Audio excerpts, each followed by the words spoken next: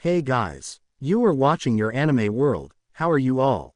Please support to subscribe this channel for watching new interesting stories. So in this video, we will see second part, what if Deku was the kingdom's chosen Omega? Secrets, love, and power. Here is short summary. Izuku Midoriya has been sheltered from the kingdom and the world for most of his 21 years of life, kept locked away in the castle from alphas and suitors. He is kept under close watch, for he is the kingdom's chosen Omega and their future. He has been guarded all his life by his personal protector, the great swordsman Yagi Toshinori.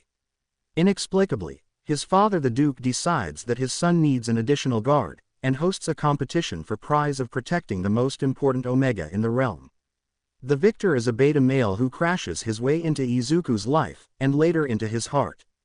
Both of their secrets threaten to crush and shatter the kingdom, should they choose to let them. But before we start, if you want more stuff like this, then be sure to subscribe and like this video. And if possible, share this video with your friends. Now let's start the story. Katsuki was more snappish and moody than ever, especially when Izuku refused to tell him why the Duke had summoned him 2 days earlier. He thankfully did not mention the kiss but did not disguise his disgust the few times when he looked at Izuku. It did not take long for Izuku to stop attempting to speak with him. Katsuki's shifts grew silent and awkward, both of them refusing even to acknowledge the other's presence. No teasing from Katsuki, no arguments from Izuku. Just an unpleasant tension. Yagi had noticed and inquired about it bluntly one day when they were alone in the tower. "What happened between you and Katsuki?" Izuku kept his eyes on his needle.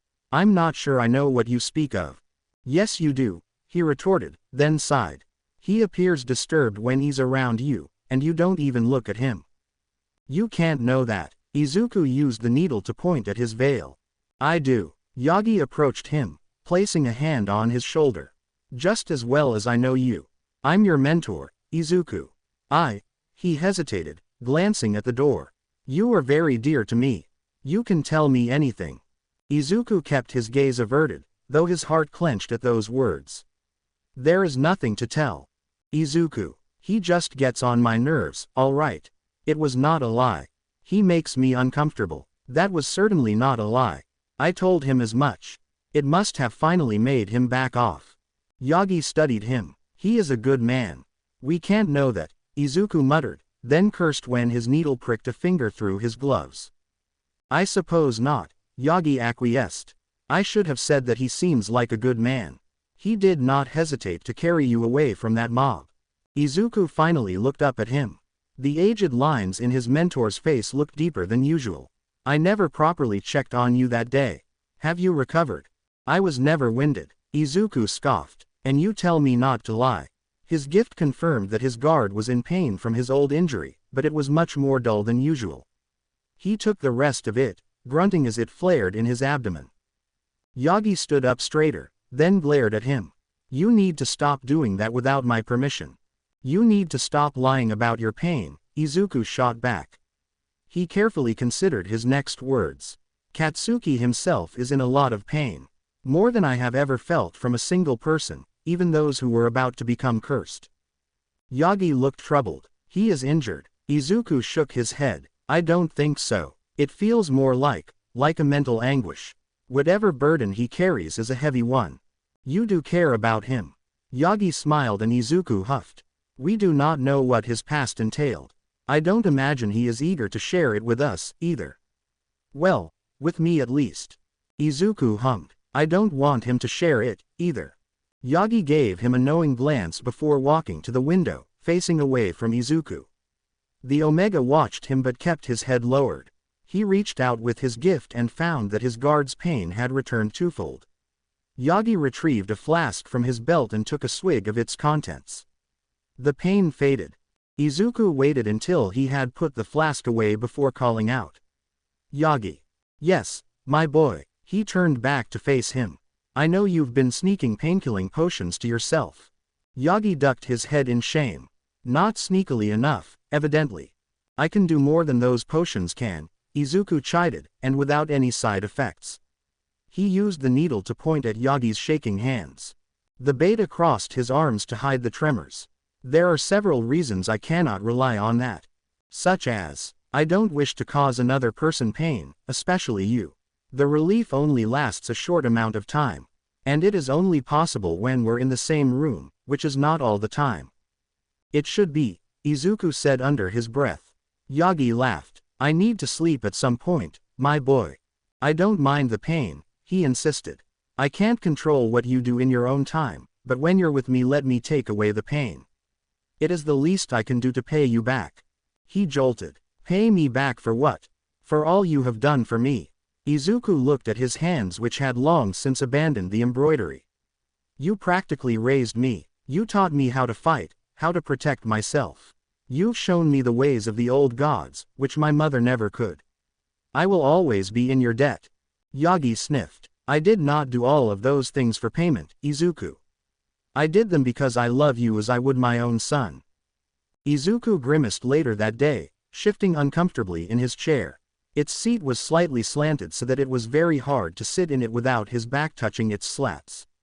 The solid wood of the chair pressed against the welts on his back, causing pain to flare up on his skin. Especially from the worst welt, the one that was combined with a burn. He knew his movements were likely noticed by his guard, but Katsuki did not make any remark.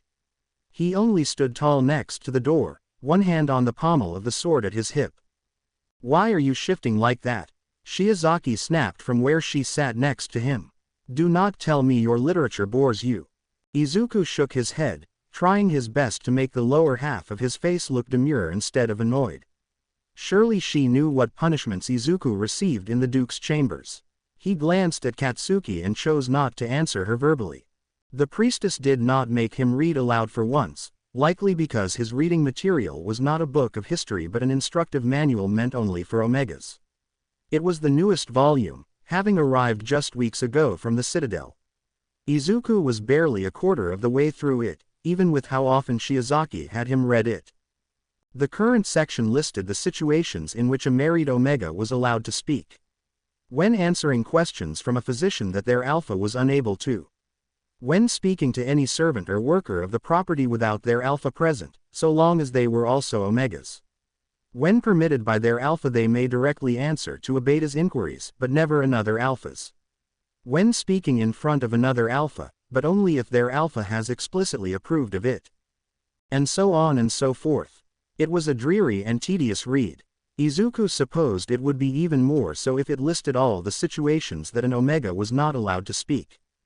Take careful note of what you read in that guide, prize, Shiozaki said. Your maturation is mere months away. Izuku resisted the urge to frown. He did not look forward to that moment. Armor clanked from the doorway. Izuku subtly looked to where Katsuki had shifted where he stood. His eyes were locked on Shiozaki and his expression was unreadable. Shiozaki paid him no mind as she continued. I know it is late, but you must finish that chapter. Izuku nodded, turning his gaze back to the pages. An Omega must always respond when their alpha addressed them directly. They must never defy their alpha. If they do, they can be punished however seems fit. An Omega must remember that they were designed by God to serve their alpha, to be their stability. Of course, Izuku thought with a roll of his eyes. That was what Omegas were good for. The comfort and care for their alphas.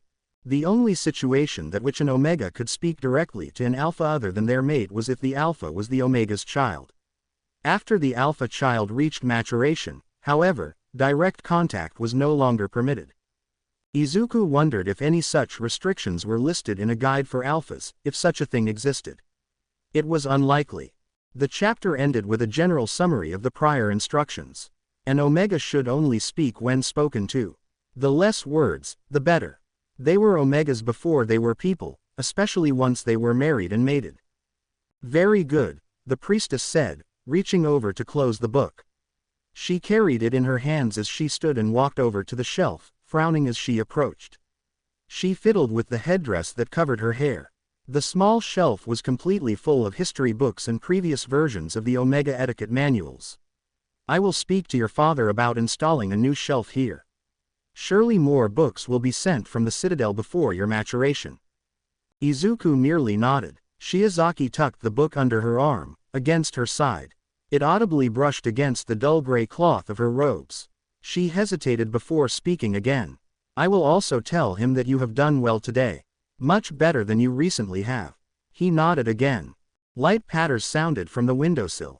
All three inhabitants of the room looked to see the rain start to fall. Izuku's lips twitched. It was the first rain to pour in many weeks. He hoped it helped the crops of the farmlands, despite what Katsuki had said about their poor irrigation techniques.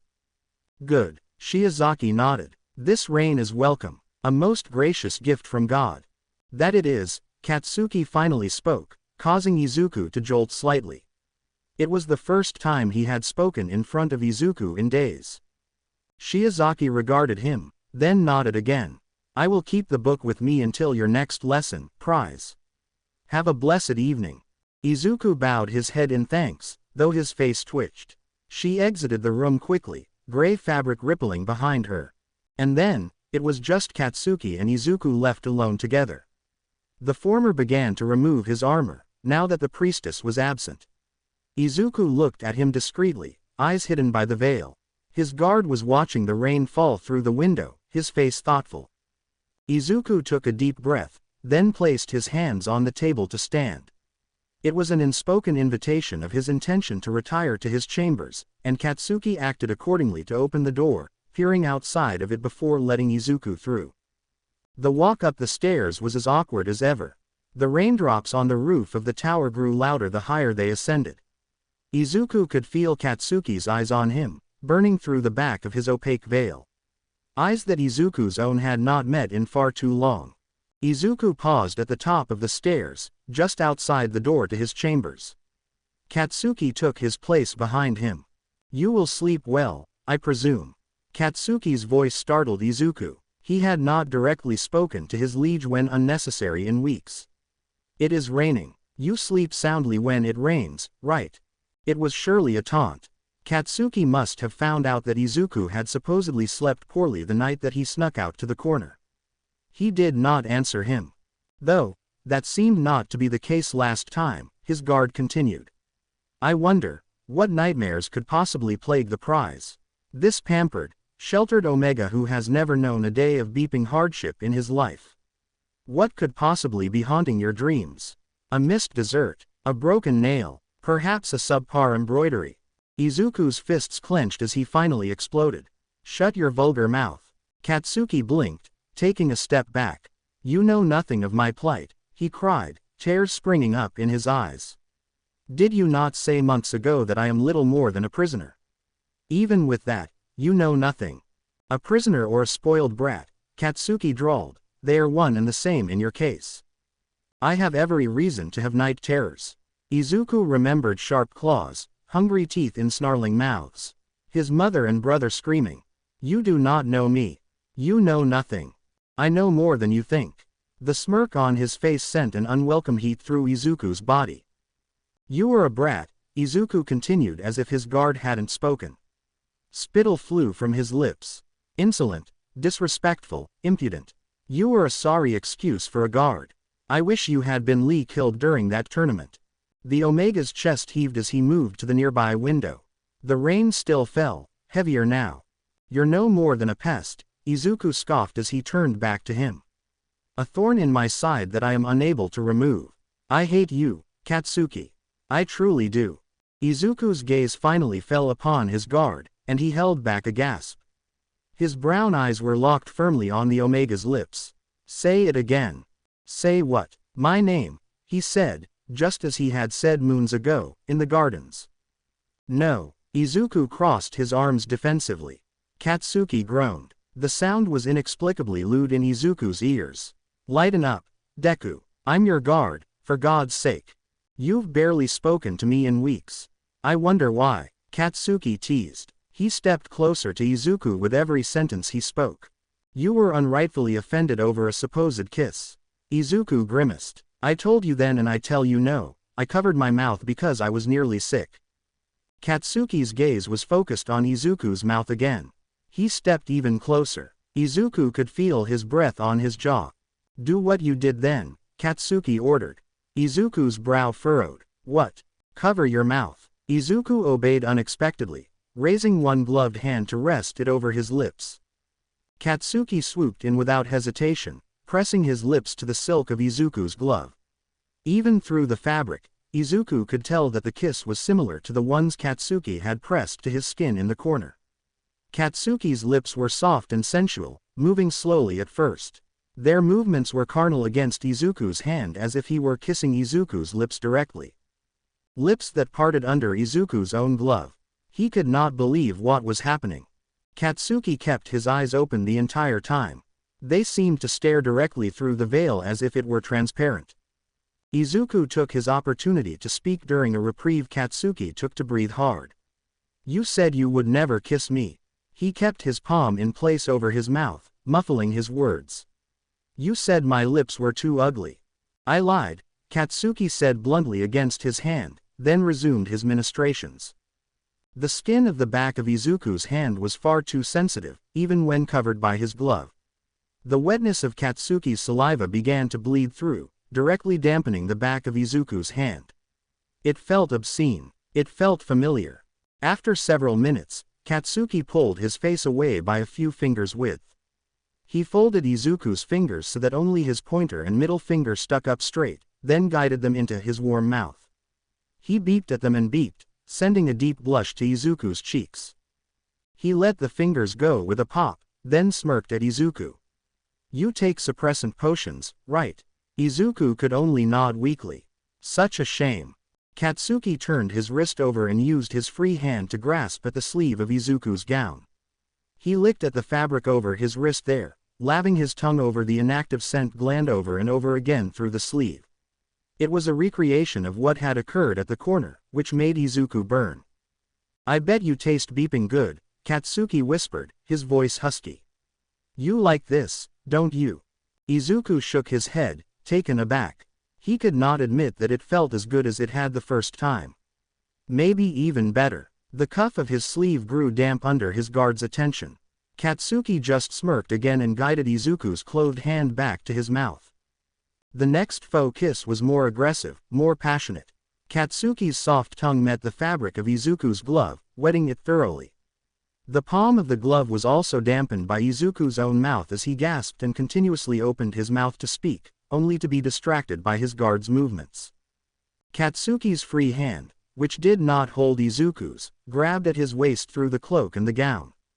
Katsuki's lips paused to allow him to curse. "Take off that damn veil."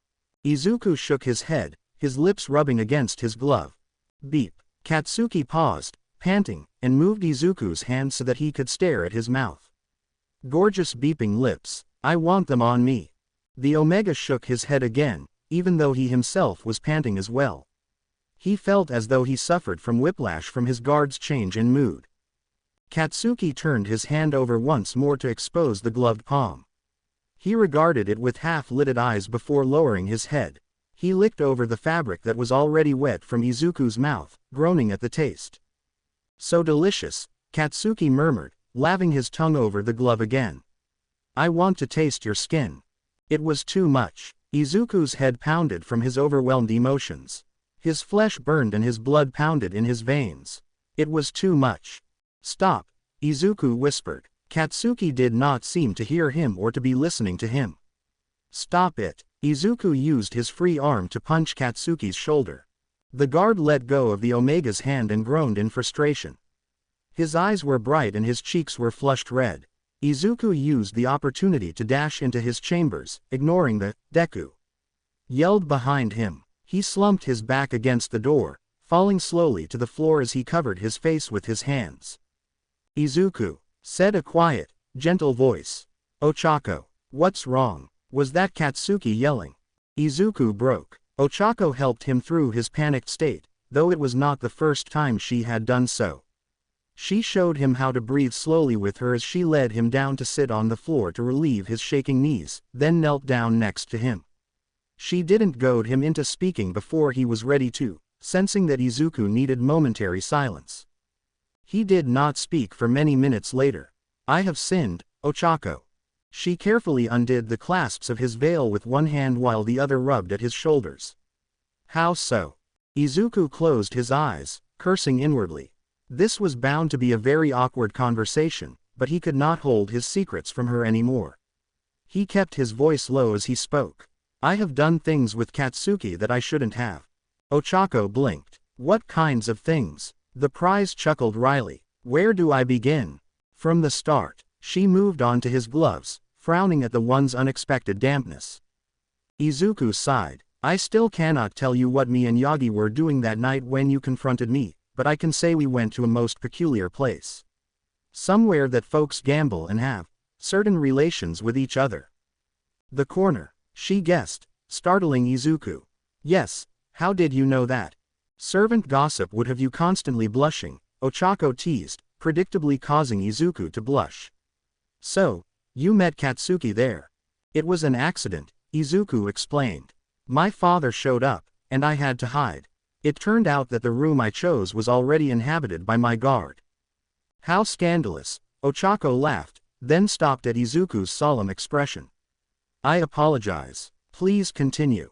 He did not recognize me, for I wore a full-faced mask and was otherwise clothed head to toe. He must have thought I was some kind of Omega worker there. Ochako nodded. A whore. Izuku jolted at the familiar yet still strange word. My mother was a whore, Katsuki had said. Is that what they are called? Workers who sell their bodies for money are called whores. Yes, Ochako said carefully. Izuku tilted his head in acknowledgement before continuing. He touched me in ways that I imagine are highly inappropriate before marriage. Ochako's jaw dropped. Her hands hurried to undo the bindings of his gown. How far did you two go? I have no idea what that means, Izuku admitted, embarrassed. Never mind that, she decided. Just tell me what you did with him. In detail. Izuku obeyed, his cheeks red. He held me intimately. He kissed my hand and my neck and my chest. His mouth left marks. That's why you wouldn't let me bathe you for days, Ochako realized, then smirked. Wounded, you said. In actuality, you were bruised all over your beeps. Izuku tilted his head at the unfamiliar term, and she grabbed at her own chest, squeezing the mounds in her hands. Oh, you sly little fox. Izuku shook his head. It was wildly inappropriate. It only stopped because someone knocked on the door, asking for him. I was able to escape after he left and rejoin Yagi. That is not as scandalous as it could have been, she reasoned, then jolted. Izuku, why are you so conflicted over this? It is not as though he marked you. He wouldn't be able to even if he wanted to, as a beta, Izuku pointed out, then shook himself. Ochako finished undoing his gown but did not tug it off yet. He let it hang on his shoulders as she stepped forward to face him again. I knew who he was, yet he did not know it was me. Ochako nodded her understanding. You worry that had you revealed your true identity, he would not have done such things to you. Izuku hung his head. It is not only a worry, but indeed the truth. He has said as much to me before. Ochako cocked her head questioningly, so he continued. After the riot in the town, we had a moment, when we were alone together at the base of this tower. I thought he was going to kiss me when he was only trying to fix my veil, so I covered my mouth. He mocked me for it, for thinking he would ever kiss me. Would ever kiss my ugly lips. Ochako inhaled a quick breath. If he meant it then he is an oaf, she decided. Izuku smiled softly, amused. But tonight, just now, he made me cover my mouth again after we walked here together. He kissed my hand through my glove, Ochako. Again, and again, he licked it. Her cheeks flared red. Oh my, that explains why it got so damp. He sighed. I know, it was obscene. Ochako hesitated, her expression thoughtful. Izuku, I must ask. Before all of these intimate moments you have shared with him, did you give him permission? Izuku hummed. Well, I couldn't talk at the corner, lest he recognize my voice. So he did not have your consent to touch you and kiss you. Oshacho's tone grew angry. Well, Izuku admitted, I did not verbally consent, I suppose. But I could nod and shake my head. He honored that. He thought of how Katsuki did not purposefully use his teeth on him. How he did not attempt to get him to talk after his definitive refusal. He was more respectful than I could have ever expected. Ochako nodded. That is good, I suppose. If he or anyone, for that matter, does something that you have refused, it is bad. It is very bad. It is a crime, so long as the offender is not your mate or your father. Izuku tilted his head, then sighed. I understand. You still look sad, she probed. Are you sure you don't feel as though you were taken advantage of? He nodded. I am sure. I could have stopped things at any time. I did stop things, just now. Is that why he yelled after you? You told him to stop and he yelled. She was frowning again. Izuku ducked his head. Not exactly. Well, I did tell him to stop and, well, I may have punched him at the same time. You punched his face. She sounded far too delighted. Just his shoulder. Izuku protested, then winced as he remembered that he had slapped his guard in the face once. He chose not to reveal that. He ceased then. He only yelled because I fled into here before he could say anything. Ochako nodded, finally looking placated. If he had bad intentions he could have followed you in, especially if he didn't know I'd be in here. The door has no lock. Izuku looked at the door, frowning. There was no way Katsuki could hear them nor could they hear Katsuki, but the mere knowledge that he stood out there made Izuku feel weak. You still look troubled, Ochako said, drawing his attention back to her. You can confide in me, Izuku. He trailed off, then groaned. His feelings were hard to translate into words. It's difficult for me to process all of this. For him, tonight and the night at the corner were two different instances with two separate people. One is the person he vowed to protect and serve and who he stands beside for half of every day. The other was a complete stranger. Ochako shrugged. That simply means that he found you alluring in both situations. She said it as though it was a compliment. That's the opposite of what I'm trying to say. Each situation was merely an opportunity for him. The corner is somewhere that people usually touch each other like that, right? I was just a convenient stranger. And here, he already knew that I had thought of him kissing him, back then after the riot. So, he took that chance. You think he is jumping at every opportunity to be intimate with someone. Like a dog seeking any bone. Ochako sighed, then grabbed Izuku's wrists. I don't think that is true. You don't know him, and neither do I. Not really. He hung his head to look down at their hands. It is the only logical explanation. There's nothing I can say to sway you from that opinion, is there? Ochako asked sadly. Izuku shook his head. Then, can I offer my advice? Advice? For what? If such anxiety and panic is what results from interacting with Katsuki like this, then do as you say you can and stop it. Her hands clenched tighter around his. End it before it begins again. Izuku was shocked. She had always seemed to approve of whatever feelings she imagined he harbored for his guard. That is not what I expected you to say. I know, but you must listen to me. I care far more for your well-being than I do for your romantic endeavors, especially when they cause you such distress. Tears welled up in Izuku's eyes as he looked at her. You truly are my friend, aren't you? Always. Ochako met his green eyes and smiled so genuinely it made his heart clench. Now, let's bathe you. The bath was welcome and relaxing. The soaps were unscented as always, but they did their job, cleaning Izuku of both tangible and imagined grime.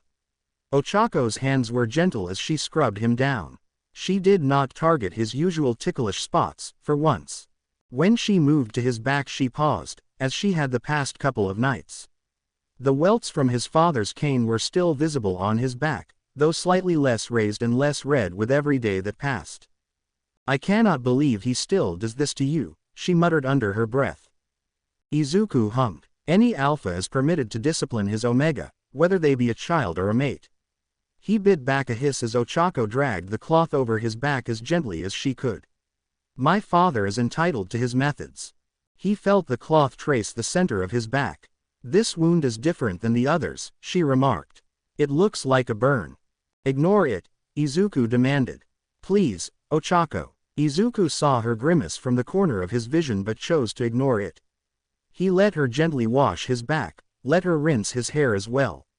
Her fingers lingered when they came across knotted muscles, taking the time to smooth them out. She made Izuku feel the most relaxed he had in his entire life. Ochako helped him out of the bath, one arm out to steady him. Izuku took it gratefully, praying his gratitude was palpable. He was dried with several towels. "Too kind," he muttered, not intending for his servant to hear. "Not kind enough," she countered, wrapping him in a soft towel. "Do you have a preference for your sleep attire?" She went to the wardrobe and opened it. Izuku hummed, considering the weather of the night. He walked to the window. The air was heavy and warm, even for the autumn season. The rain had ceased and the clouds had dispersed to reveal the moons. "A light gown, if you would." "Very well, Your Grace. I do hate when you call me that." He pushed past her, ignoring her gasp of surprise, to point at a nightdress for himself. Ochako grinned, grabbing at the nightdress. "Very well, Your Grace." They continued to jest as Izuku was dressed, forgetting their conversation about Katsuki for now. The nightgown was indeed a light one, as the prize had requested. Never meant to be seen by those other than his Omega servants. The fabric was sheer in most places other than the main bodice that spanned from his chest to his thighs. The sleeves, the skirts, the neckline, they were all transparent. The skirts only fell to just above his knees and the sleeves were sheer from his wrists to his upper arms. "This autumn has had warmer days than usual," Ochako remarked. "Indeed," Izuku said, keeping his face neutral. He did not doubt that the heat was not doing the farmland's crops any favors.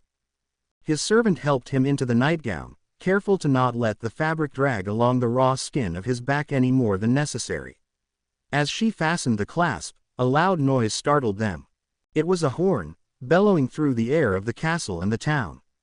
It sounded 3 times, each deeper than the last. One bellow signaled an announcement at the royal stage. 2 bellows were sounded for intruders.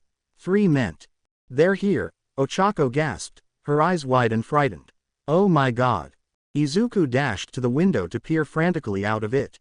The mist that usually hung over the Crimson Woods was much closer than it should be. As he watched, it drifted nearer and nearer to the cliff rise. Yells rang through the air, both the city guard and castle guard assembling frantically.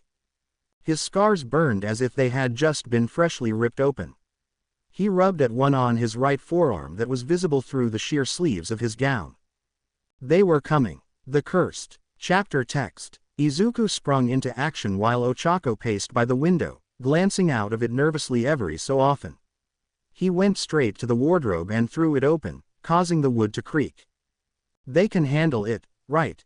his servant mumbled, stopping her pace to grip the windowsill with her small hands. "Surely our forces will easily quell them." "I'm not risking any chances," Izuku responded. Ochako finally turned around wide-eyed to see him donning his cloak. "Izuku, no, you can't possibly be planning to go out there." He regarded his boots, then decided against them and instead slipped into his sleep slippers. It would take too long to fasten them, and the cursed would be at the cliff rise very soon. They may appear as ghouls, but they were unthinkably fast. "Of course I am. Don't fret, I'll be fine." "Fine." She was nearly in hysterics. "You were the chosen Omega, the prize. The cursed went after you once already, was that not enough? I suppose I have unfinished business with them." "Do not snark at me." Izuku's scarred hands fiddled with the coat's clasps, fastening it shut from neck to groin. "Sorry, but I'm going. I'll join the archers on the walls, no ghoul will be near me." "What if you are seen?" She tried. Izuku merely flipped his hood up to obscure his face. "There could be wind. It will be dark out. The torches will be extinguished to confuse them. Your guards will find out." Ochako pointed at the door. "They are sworn to protect you, are they not? Yagi will doubtlessly join the soldiers on the ground." Izuku went to a large trunk that was shoved against a wall and opened it carefully. He never hesitates to jump head first into battle, no matter how grim the circumstances. "And Katsuki, he will come to check on you, surely. Did he not just kiss you?" "Fake kiss," Izuku muttered as he dug through the trunk. "He knows he can't enter this room, and he thinks that I can't leave it. He doesn't know about the secret stairway. I have you to cover for me, don't I?" He made a triumphant noise as he found his bow and tugged it free from the trunk's clutter. "Izuku." Her distressed tone made him stand and turn to face her. Her hands were wringing with worry. "I beg you, don't do this. Even if you can somehow use that thing, Will one archer really make such a difference that you must take this risk? I can use this, and I use it well. If anything, I must protect Yagi. That was the truth. Yagi was weak and injured, relying on his potions to keep him upright. Your back is still injured. She was becoming anguished. Doesn't that mean you should be protected? Here, in the castle, where it is safe. You have the cliff rise and the castle's stone walls to protect you this time. It won't be safe if they get over the city's walls, Izuku pointed out. They will storm the city and the castle. They will get through any barrier. I know this from experience, Ochako. I cannot let it happen. Ochako threw herself forward at him, wrapping him in a tight, desperate embrace. You must return, Izuku. You must. I would not survive being assigned to the kitchens, I would burn down the entire castle. It is made of stone, Izuku scoffed, but still hugged her back. She was so soft. I must go before it is too late. He lifted his leg, parting one of the slits at the side of the cloak to reveal the blood metal dagger at his thigh. There is another one of these under the pillow. Keep it in your hand until I get back. Under your pillow. Her exasperation made Izuku grin. Fine, fine. Be safe, Izuku. I will. With a bow in his hand and his face cloaked by the shadow of his hood, Izuku headed for the chamber pot area. Wait. Izuku stopped, though his arm bounced from impatience.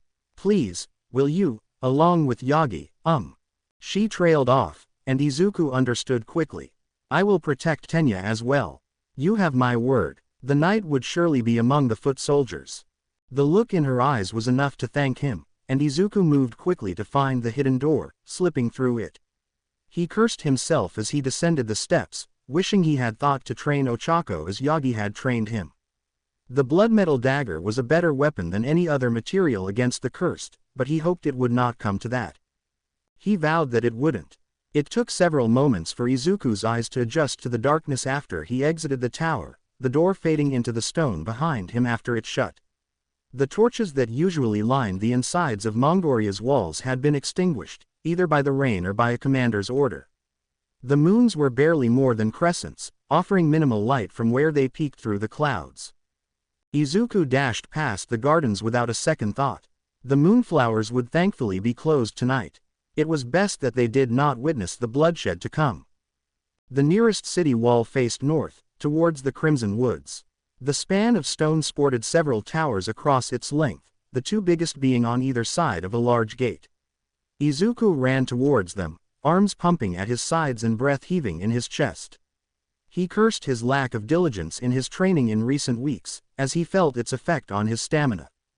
No soldiers ran alongside him. They had long since gathered as archers on the towers and as foot soldiers just inside the gate. Both towers on either side of the gate were packed with archers. The closest tower was the next one over, and Izuku headed for it when he saw it was empty. He hoped it was still stocked with arrows. Metal creaked as the gate opened. As soon as it was high enough, the soldiers bled out of it and onto the narrow strip of ground between the wall and the cliff rise. Izuku willed his legs to move faster, for the cursed must be very close for the foot soldiers to already be deployed outside of the walls. He made it to the steps built into the side of the wall that was many meters before the tower and climbed them quickly. There was no railing and his slippers did him no justice, but he mercifully did not fall on the slippery stone. He reached the top of the wall in no time, not allowing himself to get lightheaded at the steep height. Izuku dashed to the tower, taking a moment to look out over the parapet that bordered either side of the tops of the castle walls. The mist was a mere dozen feet from the cliff rise. He could see the vague shadows of roiling masses. They moved ever closer, their heavy footsteps audible in the night. The archers on the two main towers cocked their arms back, letting loose a fleet of arrows lit with fire from the still-lit braziers of the towers that were soon after extinguished. The arrows landed at the very cusp of the cliff rise, lining the edge with a short wall of fire. It flared brightly, surely aided by some accelerant that had been poured over the ground to allow the fire to burn even in the rain. Flame was the only other substance that could deal direct damage to the cursed other than blood metal. Izuku took the time to prepare his bow. He strung it swiftly but carefully, readying the string tautly. The tower's brazier was unlit, but there were several quivers of blood metal-tipped arrows lying against the parapets. After stringing the bow, he gathered the quivers to one spot that held the best view of the cliff rise in front of the gate. The archers of the main towers re-nocked their bows. They filled the two towers, but there were much less of them than Izuku had expected. Why had their numbers not been prioritized? Archers were invaluable against the cursed. The mist practically kissed the cliff rise now. The churning bodies in the mist were more visible than ever. There were so many of them, threefold the number of soldiers who lined up outside of the gate. Izuku's view of the rise was not as good as it was from the main towers on both sides of the gate, but it was adequate for his skill level. He knocked the first blood metal arrow, inhaling gently as Yagi's instructions echoed from his memory. Brace yourself against the bow. The string is an extension of your fingers. You must guide the arrow to its target as easily as you can point at it. The mist clustered above the steep edge of the cliff rise, unaffected by the light rain. It was thick and pale in the dark night, but it still showed the massive amount of bodies it encompassed. They were palpable through it, and their masses began to span the entire height of the rise. They must have been climbing on top of each other. Arrows whistled through the air. Izuku cocked his left arm back, letting his arrow fly alongside the others. Dozens of the arrows sank home as evidenced by cries of death from the ghouls' throats, but it was not enough. Gray hands grasped at the dirt of the top at the cliff rise. The soil was too precarious to get a good grip, but the first line of cursed was enough to form a bridge. There must have been hundreds of them, forming a ramp from the ground to the peak of the cliff rise. They climbed over themselves, surely cutting each other's gray skin with their dark black claws. Using themselves as a ladder, they crested the rise, crawling up to face the infantry and the wall of flame in front of them. Gears creaked as the gate was swiftly shut. The foot soldiers readied themselves, those with shields moving to the front. The blood metal-tipped pikes gathered behind them, forming a bristled wall facing the edge of the cliff rise. Wood groaned from behind the walls. Izuku relaxed his bow arm to look behind him, and spotted trebuchets being wheeled in, large braziers erected next to them. Carts of large debris crept behind them. The barrels were lit first, then loaded onto the arms of the trebuchets to be launched. The barrels landed just above the cliff to roll down it. Flesh was squashed underneath them. It was a valiant effort, but not sufficient. The mist formed a shroud just breath's width from the wall by now, and the cursed had made it over the cliff. A line of them fell to the wall of fire, but the flames were beginning to extinguish, suffocating under their rotten flesh. The next line was able to step over their bodies easily. They crashed into the shield line. Dozens, if not hundreds of rotted bodies slammed into metal. More still climbed up behind them. Izuku loosed arrow after arrow.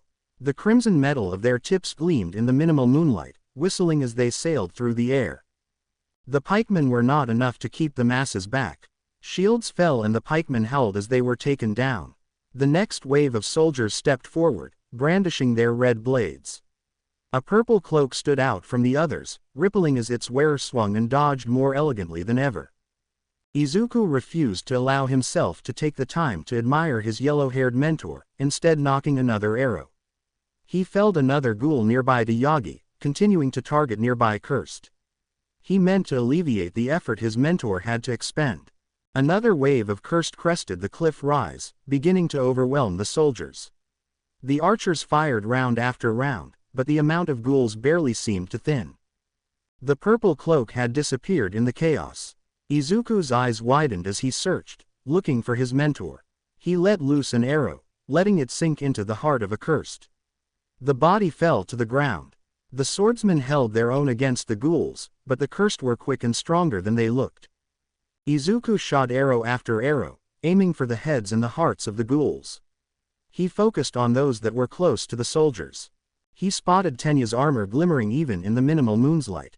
It was, as always, cleaner than any other soldier's, though it was swiftly getting soiled by black blood.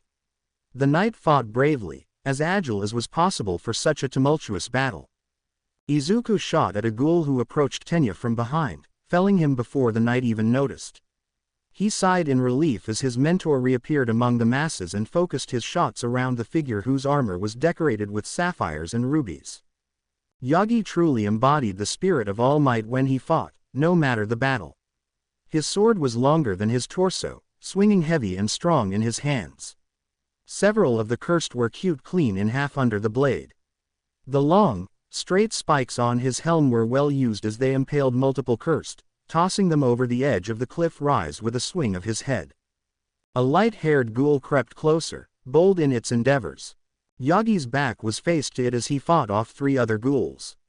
Izuku hurried to ready his bow, letting loose an arrow that caught the sneaky ghoul through the back. The cursed fell backward, screeching before truly dying. Yagi swung a blow that cut through all 3 of the cursed in front of him. He chanced to look at the tower that housed one lone archer. Izuku swore he could feel his conflicted eyes on him, somehow both disappointed and proud.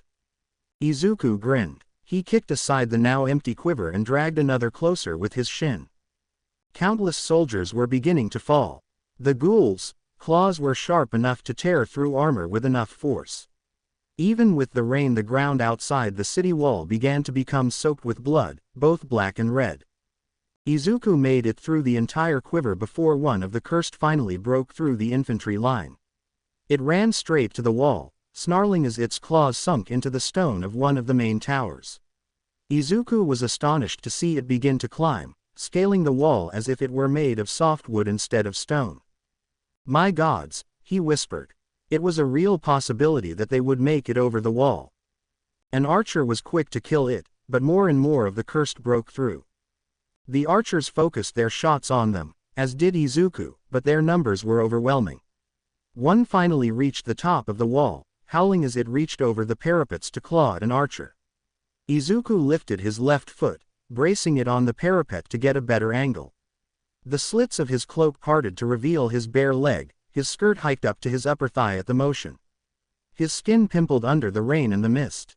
Izuku's arrow whistled as it sunk into a rotten heart, killing it instantly. But it was not enough. More of the cursed were reaching the parapets now. One sunk its claws into an archer. The soldier screamed, then threw aside her bow. She let out a haunting battle cry before wrapping her arms around it, ensuring it fell with her as she leapt off the tower. Izuku felt ill. Her death was instant, the crack of her spine audible even over the noise of the battle. She had rather sacrificed her life than let the cursed get over the wall, even though she had not been bitten. Izuku's lips muttered a quick prayer to the god of death for her safe passing, hidden by the shadow of his cloak's hood, then continued firing at the cursed on the wall.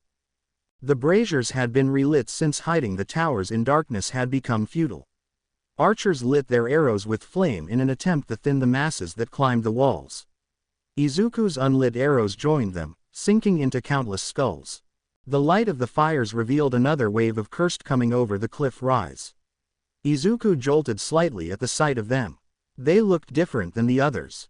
Their faces appeared less gaunt and their skin was less rotten and less gray. They must have been newly turned. Izuku had to swallow back the bile that rose in his throat. Numerous screams rose up over the roar of the battle. Izuku leaned forward, peering through the darkness and the rain and the mist. His eyes widened at the sound of hooves on wet soil. A horde of soldiers on horseback appeared from around the corner of the wall. They must have come from another gate, the one near the stables. That must be why there were fewer archers than Izuku had expected. They had been directed, likely by Commander Nimori, to go straight to the stables once the horns had sounded to mount up. Most of them hadn't even taken the time to put on their armor. He heard Tenya let out a cry of relief and victory. Izuku smiled once he spotted Yagi still standing, and continued loosing arrows. Once the cavalry arrived, the battle was decided. Rotting flesh was trampled under their hooves, even as a few horses were knocked over by the cursed. The soldiers wielded blood-red shields and pikes from horseback, cutting down the ghouls, and thinning their masses. With their aid, the cursed were quickly killed, both on the ground and at the walls. The archers focused their full forces at the walls, their shots knocking black claws from wet stone. The infantry lined up at the cusp of the cliff rise, reaching down to cut the ghouls there. The mist itself began to dissipate. Izuku could see that the remaining ghouls fled back in the direction of the distant Crimson Woods. Their bloodthirst was strong, but not as strong as their survival instinct. They knew that the battle had been lost. The air itself seemed to sigh in relief as the cloud parted and the rain ceased. Izuku aimed his last few arrows at the remaining ghouls above the cliff rise. The gate creaked open and the soldiers, both infantry and cavalry, began to trickle back inside. Most of them ignored the cursed that remained, who were too busy eating dead soldiers to attack. Umbrengrad's religion taught that once someone's soul was gone the moment they died, but Izuku's gods demanded that a body be honored even after death. So he stayed, alone on the tower, far longer than he should have, felling the ghouls that feasted upon dead flesh. A few infantrymen persisted as well, Yagi among them. Izuku's heart clenched at the way they mirrored each other in secretly honoring their gods. He knocked the last arrow of his quiver, prepared to launch it, and then to escape back to his tower. "You must be a divine gift. I've never seen something so beautiful." The voice cut straight to Izuku's heart, stopping it momentarily. He dropped his foot from the parapet to spin around, aiming his arrow at the unwelcome stranger. Except it was no stranger. It was Katsuki. He wore no armor, only brown leather, and a thrilled grin. There was a splatter of black blood on his exposed neck. He must have been among the cavalry that had re-entered through the gate. Even then, he should not have been able to dismount and get up here so quickly. How had he arrived at this tower so swiftly? Katsuki took a step closer, still smiling. He wiped his sword on his already blood-splattered breeches before sheathing it at his hip. His clothing was torn in several places. He must have jumped off his horse at some point to join the foot soldiers and had almost fallen to Black Claws as a result. He had participated in the skirmish just as Yagi had. Royal guards were not required to go out to battle, having the option to remain at their usual posts. But both Yagi and Katsuki had gone out beyond the walls, had risked their lives to protect the city. Their bravery did not fail to amaze Izuku. Izuku reached out with his gift without thinking twice. There was still the ever-present anguish in him, but Katsuki was otherwise unharmed. "Thank the gods. You are the most gorgeous creature I have ever seen." Izuku jerked at the sound of his voice again and withdrew his gift. He was grateful that the brazier between them was unlit, keeping his face shrouded in the darkness of his hood. Absolutely perfect. Izuku tried to look past his guard. The stairs leading to the castle grounds were only a quick sprint away. If he could get around Katsuki, he would be able to flee. He needed to be quick. "I had wondered what foolish archer manned this tower alone, and why they had such good aim," Katsuki continued, still inching closer. "Imagine my surprise upon discovering it was a half-dressed Omega up here. How improper."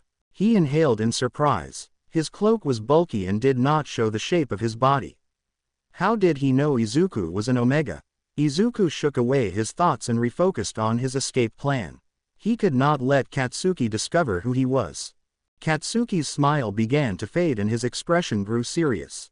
"What the beep are you doing up here?" Izuku set aside his bow, leaning it against the parapet behind him without taking his eyes off Katsuki. It would only slow him down, and he could easily ask Yagi to replace it. Katsuki kept his apprehensive gaze on him.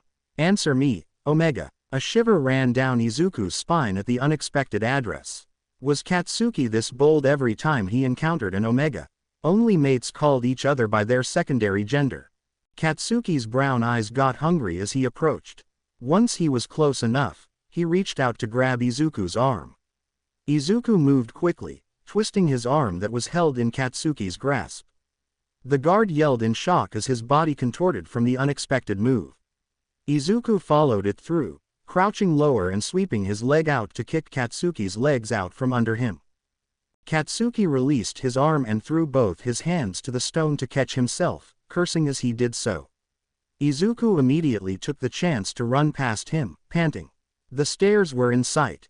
A tug from his cloak halted him, the clasp at his throat choking him and causing him to gasp.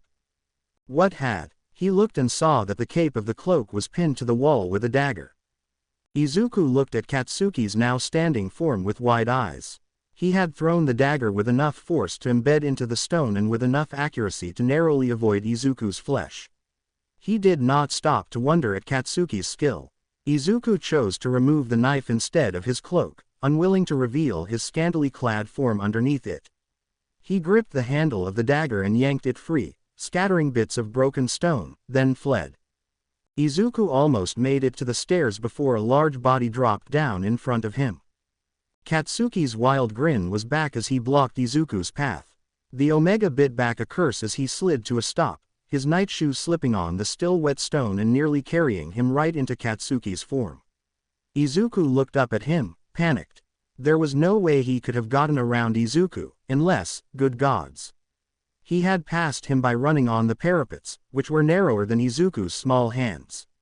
He could have fallen to his death. That was insane. Katsuki was utterly insane. Katsuki stood under a beam of moon's light, his hair shining under the twin crescents. His eyes showed his amusement. A dimple indented his cheek from his smirk. He looked like a god. "You can't run from me, baby," Katsuki drawled. Izuku jerked at the endearing term, then took a few steps back. "Why don't you save both of us time and take that hood off?" Izuku wiped his sweaty hand on his cloak before passing Katsuki's dagger to it from his other hand. He threw it right at Katsuki's handsome face. Katsuki not only dodged it but also reached up to pluck it out of the air by the handle. Izuku's eyes bulged at the move. He certainly was not capable of that. He didn't even think Yagi could do that back in his prime. His guard clicked his tongue as he quickly approached him. "That was mean, sweetheart." Izuku kicked at him with the leg that was unscarred, the left one, but Katsuki avoided it. So was that. Izuku kicked again, aiming for his hip. Katsuki's hand whipped out, quick as a snake, to grab Izuku's ankle. The Omega's arms wheeled, trying to keep his balance on one foot. The fabric of his cloak parted, revealing the length of his bare leg from ankle to thigh. Katsuki's eyes widened as they feasted upon the pale skin. So scandalous. His other hand moved to Izuku's calf, his grip so tight that Izuku nearly whined in pain. Such shapely legs, such strange footwear, though. No soldier of the city watch would wear them. I wonder who they belong to, How observant of him. Izuku gathered all of his strength and wrenched his leg back, freeing it from Katsuki's grasp. The guard frowned at the loss of contact, then surged forward. Izuku clenched his fist and threw a punch. Katsuki caught his wrist easily and held on to it as he had his ankle, as though he owned it. He pushed Izuku backward, the latter stumbling until the sore skin of his back hit the stone of the parapets. He hissed at the pain. "You know what I think," Katsuki taunted. He pressed his entire body against him. Izuku panted as his chest, his beeps, were squished and flattened against the hard muscle of his guard's abdomen. "I think." He broke off at the feeling of a sharp knife at his throat. The blood metal gleamed under the moon's light, the bone of the handle wielded by Izuku's free hand. Katsuki groaned, leaning into it until it pierced his skin slightly. Red liquid joined the now dry black blood on his neck. Dragonbone, he somehow recognized the material of the dagger. "You are so interesting, so beeping violent as well. I love it. Are you going to slit my throat, baby? Leave me high and dry up here before I get another taste." Izuku's hand trembled. Another. He must have misspoken. "Come on, show me more ity. I'll take it all." Katsuki's words were wickedly similar to the ones he had spoken in the corner. Izuku narrowed his eyes at his audacity to repeat them to what Katsuki thought was a different Omega. "Go on." He released his grip on Izuku's wrist. "Slap me again." Again. Izuku's eyes widened and his jaw fell open. The dagger slipped from his hand, clattering to the stone. He silently begged the gods that he had misheard. They did not answer him. "I know it's you, Bunny." A gasp escaped Izuku's lips against his will. How did he know? "As much as I like that cloak, I'd like it better if you took it off." His cloak. Izuku cursed inwardly at his stupidity. Of course, he recognized his cloak. It was the same one he had worn to the corner. Brown eyes narrowed as they glanced at his hood. "Won't you show me your face this time?" Izuku visibly shook his head. Katsuki groaned again, his head falling forward to brush his lips against the fabric of Izuku's hood. "Please, Bunny." His voice was sultry in Izuku's ear. The Omega trembled. "Don't be nervous. You don't need to hide from me any longer. Won't you gift me with the sound of your pretty voice?" Izuku pressed his lips into a firm line as he shook his head again. "Come on, it's all right." Katsuki pulled back just enough to peer into the darkness that shrouded Izuku's face. Or are you worried I may recognize it? Izuku's heart pounded. Katsuki had no idea how true his accusation was. Katsuki lifted his hands to wrap them around Izuku's sides. Beep, I missed this little waist. I didn't get enough of it last time. Little did he know it was the same waist as the prizes that he had held just earlier that night. I came back for you that night. I was utterly disappointed to find that you didn't uphold your promise. The beta's thumbs rubbed circles into his flesh, searing right through the fabric of his cloak and nightdress. Izuku was sure that his cheeks were bright red underneath the hood. Katsuki touched him so easily, so intimately, like mates would. You promised me, Bunny. How could you leave me, after everything we shared? Everything was just a few kisses and touches. Izuku shuddered. Katsuki did not know how much that had meant to him. One of Katsuki's hands moved from his waist to toy with the bottom clasp of his cloak. It parted under his ministrations to reveal the skirt of his nightdress. A white gown. So very interesting. He ran his fingers over the material, then sunk them into the meat of Izuku's thigh. I love your legs. I didn't get to see enough of them last time. Thank you for leaving them bare for me tonight. Izuku nearly scoffed. The implication that Izuku had dressed himself to meet Katsuki was preposterous. He dragged his hand up Izuku's leg, bringing the fabric with it to reveal the bare skin of Izuku's thigh before stopping just before his hip. Katsuki's eyes feasted on his flesh for several moments. Tears fell down Izuku's cheeks without his permission. The 4 long scars that spanned across his thigh were now visible. Katsuki could see them. Izuku sniffed, his ugliness now completely exposed. Katsuki's gaze was drawn back to his hidden face at the sound. Oh, don't cry, it's all right. You are absolutely beautiful. Izuku let out a loud, gasping sob at the lie and hated himself for it. Katsuki shushed him and squeezed his hip soothingly until he stopped crying. Will you let me kiss those pretty lips now? Izuku began to shake his head again, then paused. Katsuki had called his lips pretty, just as he had his voice. He shouldn't have been familiar with either of those. Katsuki's hand moved from his hip to his hood to play with the fabric. His face became stern. No more games. I must look at you without anything in the way. Not a hood, not a mask. His words trailed off. He boldly reached beneath the hood to hold Izuku's cheek, brushing away his tears with his thumb. Not a veil. Izuku jerked, stunned. It couldn't be possible. It shouldn't be possible. Deku. Chapter text. Izuku's heart pounded in his chest. He lowered his gaze to stare at the stone beneath him in disbelief. How in the hells had Katsuki figured it out? How long had he known? His guard hummed. You can speak now. Go on, admit it. The hand that held Izuku's face moved slightly to thumb over his pouting lips. Show me these pretty lips again so I can finally kiss them. No, Izuku said sternly. Katsuki smirked. There you are, always so aggressive. How did you know? He hummed again, then finally removed his hands from Izuku's body to cross his arms in mock contemplation. How did I figure it out again? My memory betrays me. He began to walk in a slow circle around the Omega like a cat stalking its prey. He only spoke again when he was behind Izuku's back. His hands sought out Izuku's waist again, squeezing until his fingers touched.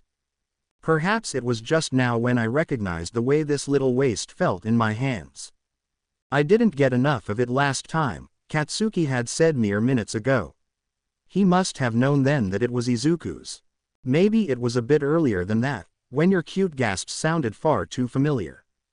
The hands at his waist tugged sharply, causing Izuku to stumble backward until he hit a hard body. The motion had his traitor of a mouth gasping again, causing Katsuki to laugh cruelly. He reached under the cloak to grab Izuku's hips. It could be that I recognized the white fabric of your nightgown. Izuku bit his lip. One of his usual dress's skirts was made up of many layers of the same sheer one he wore. Or it could have been something more simple, like seeing your height when you aimed that arrow at me.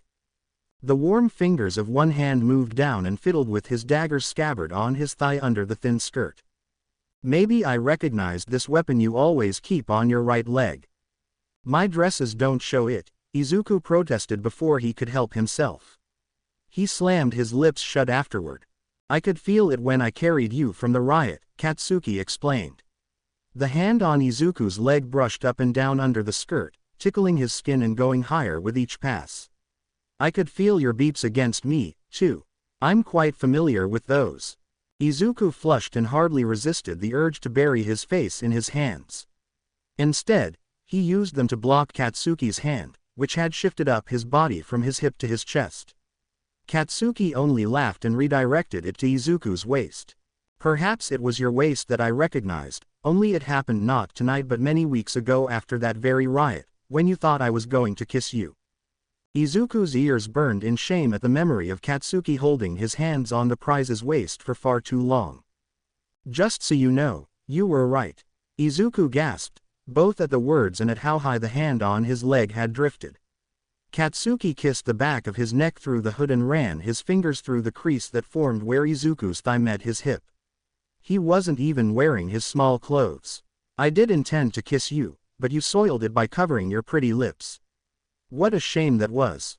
I was upset that you kept rejecting me, that's why I blew up slightly right after. Slightly. You said you would never kiss me, Izuku whispered to the moons.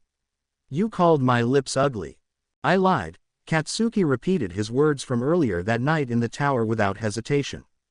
Every part of you is gorgeous. I would put my lips on every inch if you let me. Izuku reached down to stop the hand that had begun to skirt around his leg toward his inner thigh. Please, Katsuki, you can't be touching me like this. You must stop. Katsuki groaned at the sound of his name on Izuku's lips. He did stop, though, removing both his hands and his body from Izuku's form. His footsteps were silent as he resumed his prowl around him. He was smirking again by the time he re-entered Izuku's view. He was so devastatingly handsome as he leaned in close to Izuku's hidden face. Maybe, just maybe, I knew the whole time. Izuku frowned at the tease. No, you didn't. You couldn't have. Katsuki laughed. Oh, but I did. I knew exactly who you were when you walked into that room. Why else would I have put my hands on an Omega as soon as they let me? I'm not a monster. I beg to differ, Izuku retorted, making him chuckle again as he straightened up to stand tall. I need to get back to my tower. Someone may come to check on me. Katsuki's eyes drifted all over his form. You mean Yagi? He's being treated by a medic. He will be there for the rest of the night. That startled Izuku, jerking him into action as he dashed for the stairs. Katsuki stepped into his path again to stop him, receiving a kick to his shin for it. Ow, he said, amused, then sighed at the anger visible in Izuku's body. There's no need to worry, Deku. The ghoul only got their claws in him, not their teeth. It's teeth, Izuku corrected, but allowed himself to settle. It was comforting to know that there was no danger of Yagi turning. Do you really think I wouldn't have told you right away if he had been bitten? I know how much you care for him. It makes me beeping jealous most days. Izuku recoiled at that and shuddered. You are so strange. Yagi is like a... He cut himself off. Like a father to you. Katsuki guessed correctly. I know. It's what keeps me slitting his throat every time he looks at you. You wouldn't dare. Katsuki grinned, then turned to look back at the castle. We still have much to talk about. Go back on your own. It would raise suspicion if we were seen together. I'll meet you at your chambers after I help clean up some of the bodies. Izuku began to protest, then stopped himself. He figured it was no use to try and convince Katsuki not to meet him again. Besides, this way he could still enter the secret entrance without Katsuki finding out about it. Fine. Katsuki nodded, looking satisfied. He stepped to the side to allow Izuku to pass by and finally started to descend the stairs. I'll see you soon, Bunny. Izuku ducked his head, cheeks flaring at the name. Ochako was waiting for him when he returned to his chambers from the hidden stairs just as she had the last time he snuck out. She embraced him as soon as he climbed out from behind the chamber pot, knocking his hood off his head. Where have you been? She demanded, furious and worried at the same time. The fighting ended ages ago. I thought you had been caught, or injured. Izuku resisted the urge to roll his eyes at her dramatics. I assure you, I am fine. No ghouls came near me. She released him from the hug, then wrung her wrists nervously. Did you kill any of them? I killed dozens, he bragged, and her eyes went wide. He looked at the window curiously. Could you not see me from way up here? I was the only one in that tower. Ochako wore a sheepish expression. I couldn't muster up the courage to look out the window. Even the thought of the cursed makes me feel ill. Izuku nodded. He didn't blame her. The rotting flesh of the cursed was rancid. He hadn't envied the foot soldiers' proximity to them for several reasons. No one saw your face? She asked. Izuku nodded again, but could not hide the guilt from his exposed face. You're lying to me. Who? Yagi, I hope. He sighed. He supposed there was no reason to hide the truth from her. Katsuki caught me after the battle was won. I don't know how he reached the top of the tower so quickly, but he knew it was me. How? Izuku winced and pointed at his cloak. Oh, yes, that would do it. I'll sneak you more of them so that you don't just have the one. Thank you. He also admitted that he always knew that it was me, even at the corner. I knew it, she hissed. Izuku didn't bother to hide his eye roll. I knew he wouldn't have eyes for anyone else. You've barely seen us together. And yet it was enough. Her eyes twinkled. Did he kiss you? No. The back of his neck tingled. Well, not my lips. Her eyes flickered to his chest suggestively. No, not there. Just once, on my neck. She squinted at him suspiciously. He saw your face, then. He shook his head, then clarified, he kissed it through the hood. I wouldn't let him take it off. Ochako hummed. He does not know you are scarred, then. He does. He saw the ones on my leg. Oh, she looked at where the cloak was still partially undone, revealing the transparent skirt underneath. Oh, how naughty. You aren't even wearing anything under your dress. It's no wonder you took so long to return. Ochako, Izuku yelled, chasing her down as she laughed, dancing away from the smacks he aimed at her arms. A loud knock interrupted them. Ochako looked at him with wide eyes. Is that Yagi? Izuku shook his head, then grabbed his veil from the couch. There's no time to explain. Help me put this on. They quickly donned it over his face as the knocking increased in volume and pace, incessant against the wood of the door. Izuku rolled his now hidden eyes. He's so impatient, he complained. Just a moment, Ochako called out, adjusting the veil until it sat straight. Izuku refastened the cloak's clasps for good measure while Ochako went to the door. She opened it just enough to peek her head out. Yes, Katsuki. She sounded thrilled to see him, causing Izuku to sigh. Let me in. Deku and I have some unfinished business to get to. What kind of business? Izuku groaned at his servant's curiosity. Wait, Deku. I said to let me in. And then go beep off. Ochako giggled but still looked back to Izuku for permission. He nodded in consent. Katsuki barged in as soon as she opened the door, nearly knocking her over in the process. She didn't seem to mind. Instead, she looked delighted as she winked at Izuku. Beep off, Katsuki repeated. Go find that uptight prick of a knight and keep him from coming here. She bowed mockingly and he sneered. Close the damn door behind you. She did as he asked. Or rather, demanded, dashing out the door and shutting it gently behind her.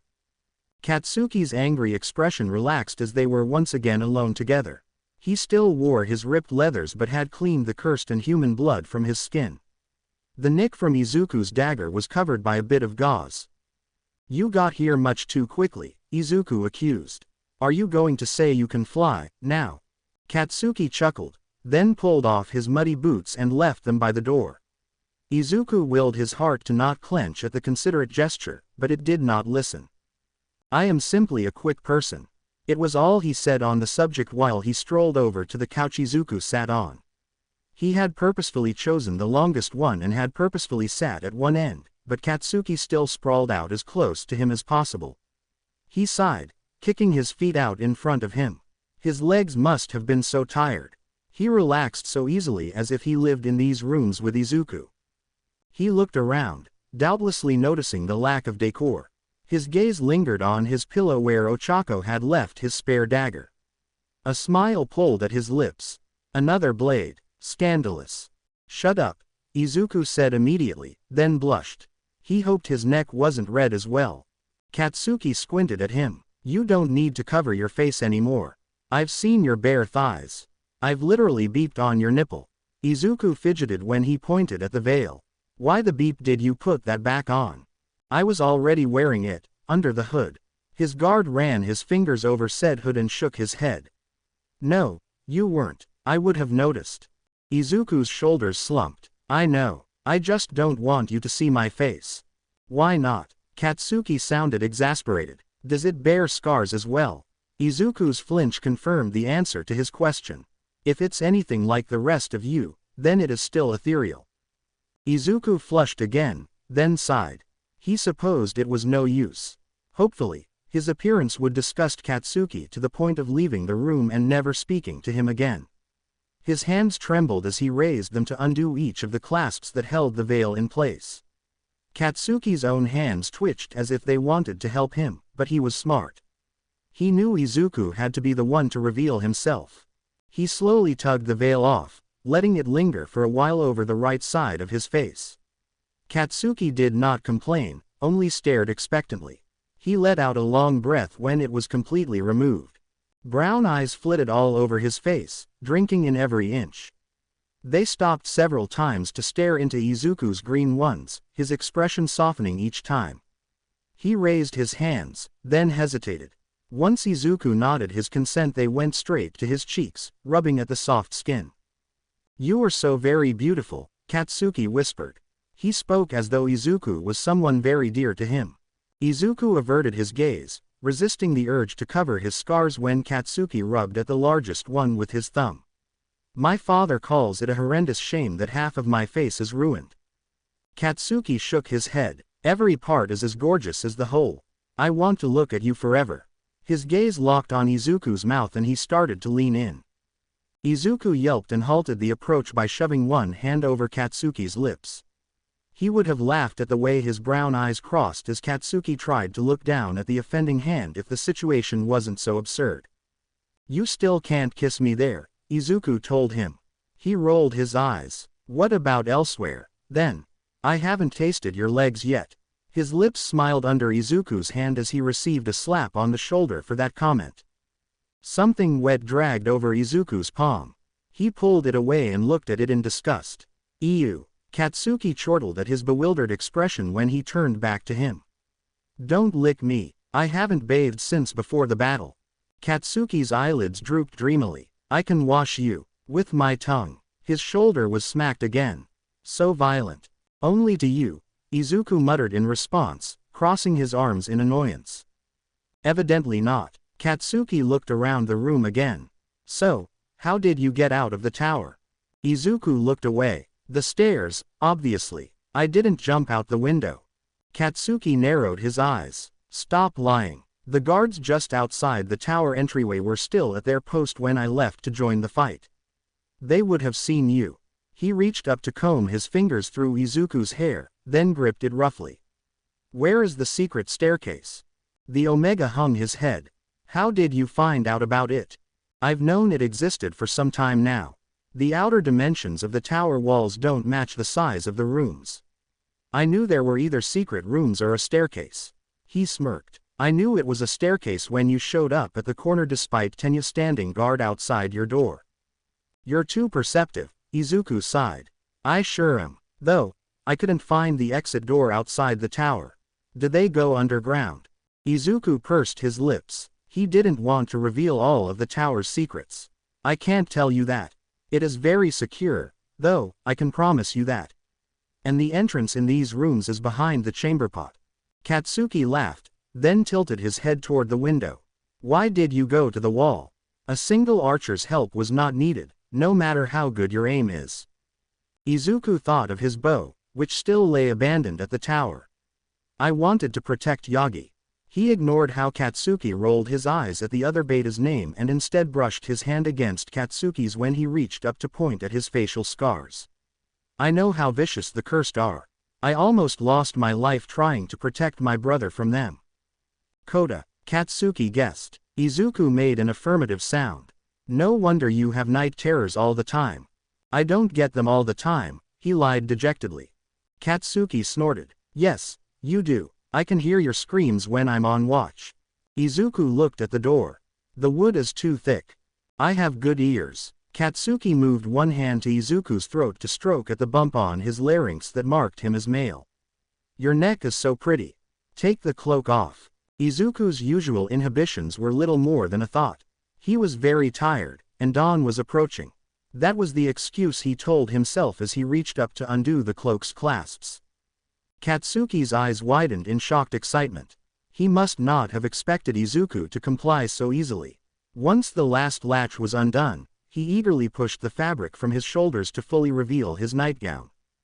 He draped his hand over the sheer fabric on Izuku's collarbone, feeling the rapid heartbeat under his warm fingers.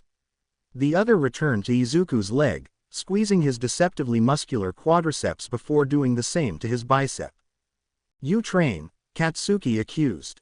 Izuku ducked his chin in agreement. Yagi taught you how to fight, didn't he? I didn't expect you to kick my legs out like you did. Izuku smiled softly, causing Katsuki to do the same at the sight. You should have seen the look on your face. The same face you threw a dagger right at. You could have killed me if I wasn't so fast. I knew you would dodge it. So confident in my abilities, His guard's gaze flickered between his eyes. You're good with that bow. I'm even better with the dagger. Izuku eyed the bandage that covered the wound he had given him. I can't wait to see that, Katsuki said in a genuine tone. I've barely been able to wait to see it since I saw it on your belt in the brothel. He reached behind him and grabbed something from his own belt. Izuku gasped when he saw it was his favorite blood metal blade. My dagger. Katsuki grinned at his delight and handed it over, making sure their fingers touched as he did. I left your bow behind, though. It would have been strange if I had been seen carrying it to the castle.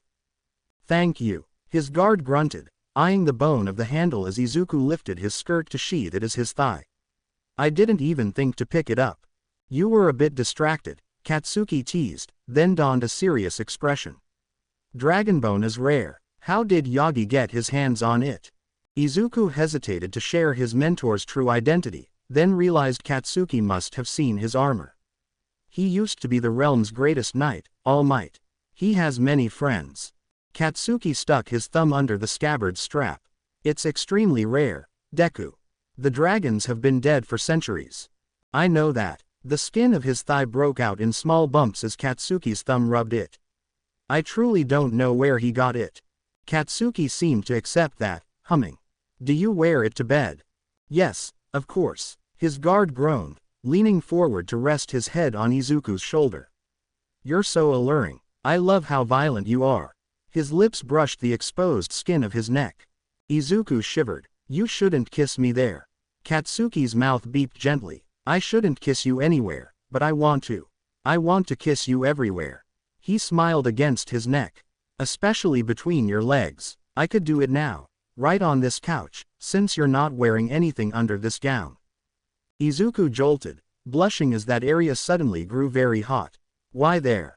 Katsuki chuckled, but the sound died as he pulled back to study Izuku's tense face. You truly don't know. Izuku felt his eyes begin to prick with tears and wished for the veil to cover them. The chosen Omega is supposed to be kept naive to most things. The thumb slipped out from under the scabbard strap and moved to his bare hip, rubbing the skin there soothingly. Do you know the word, cunt? Izuku shook his head, grateful for the lack of Katsuki's usual teasing tone. What about cock? The rooster. Katsuki bit back a laugh. Men have cocks between their legs, women have cunts. Male omegas and female alphas have both. They're used to beep, to make babies. Izuku dropped his head into his hands to muffle his embarrassed scream. Only Katsuki had the nerve to be so inappropriately candid with the prize. Not even Yagi or Ochako had told him these things. I'll give you a demonstration sometime. His tone was suggestive.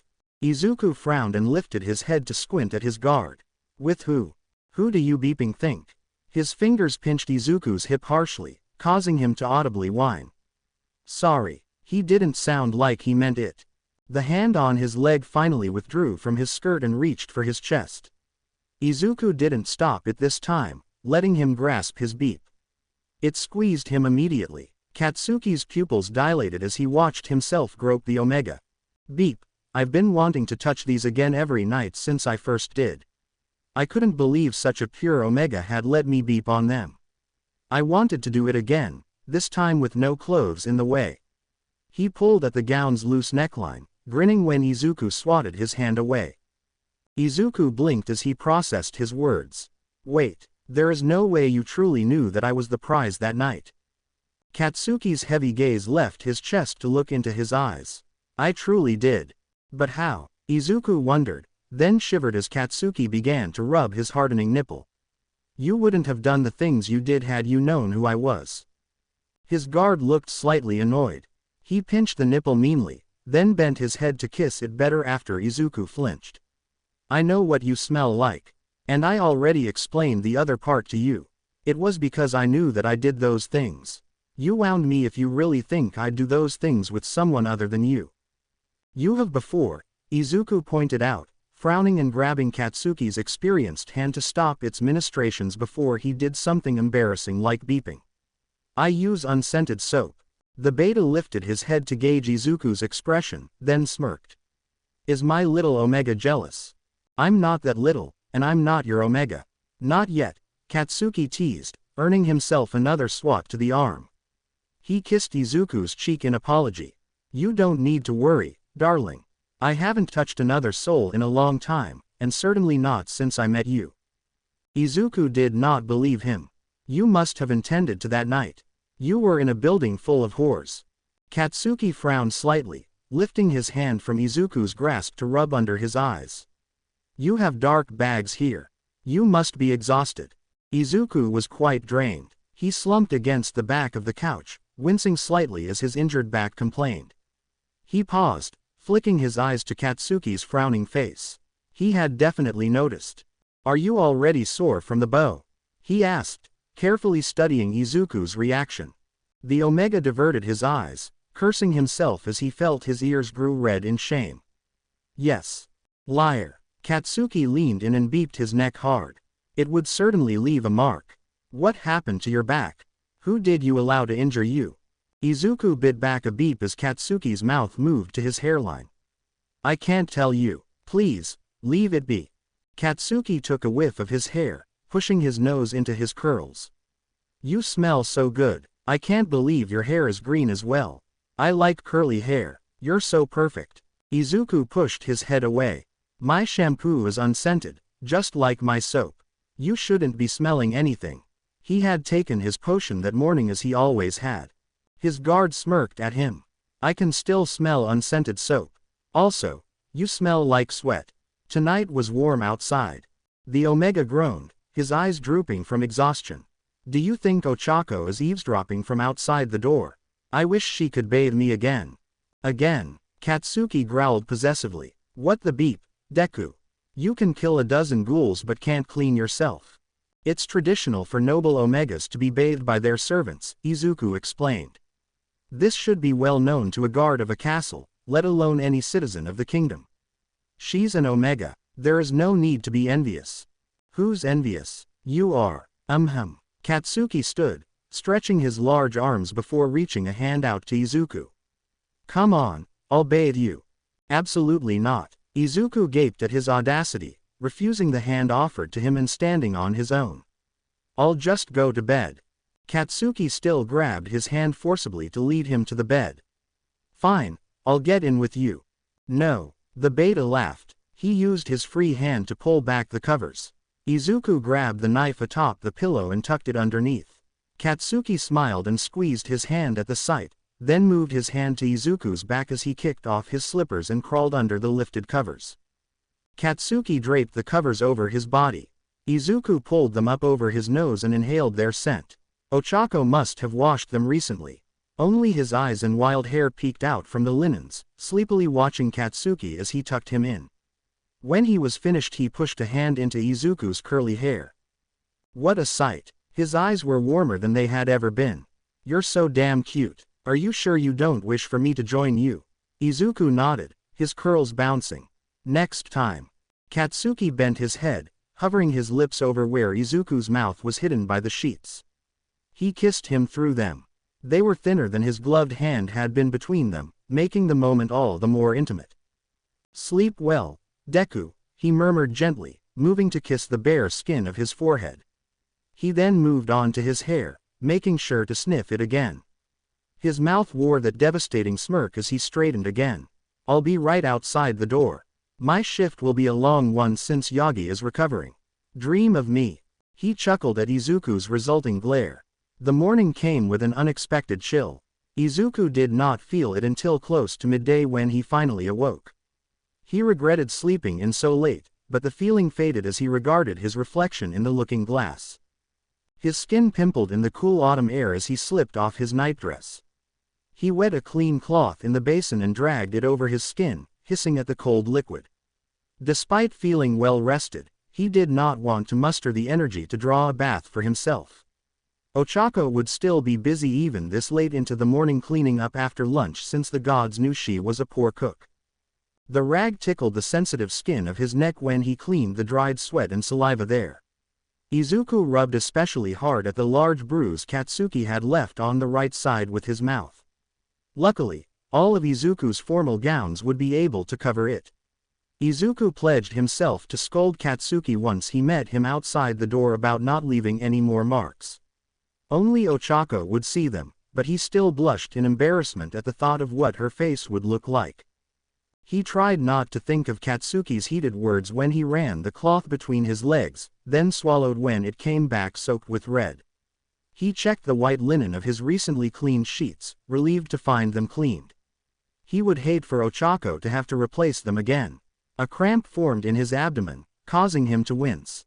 His seasonal bleeds never failed to make him suffer. He placed a thick piece of cloth in his small clothes to catch the blood before putting them on. It took some time to dress himself without an additional pair of hands. Once he was finished, he donned his cloak and his veil, then pulled on his gloves. He flushed at the memory of Katsuki licking him last night before the curse had arrived, which felt so long ago now. So much had changed in the course of one night. Izuku's heart pounded in excitement as he slipped on his formal footwear.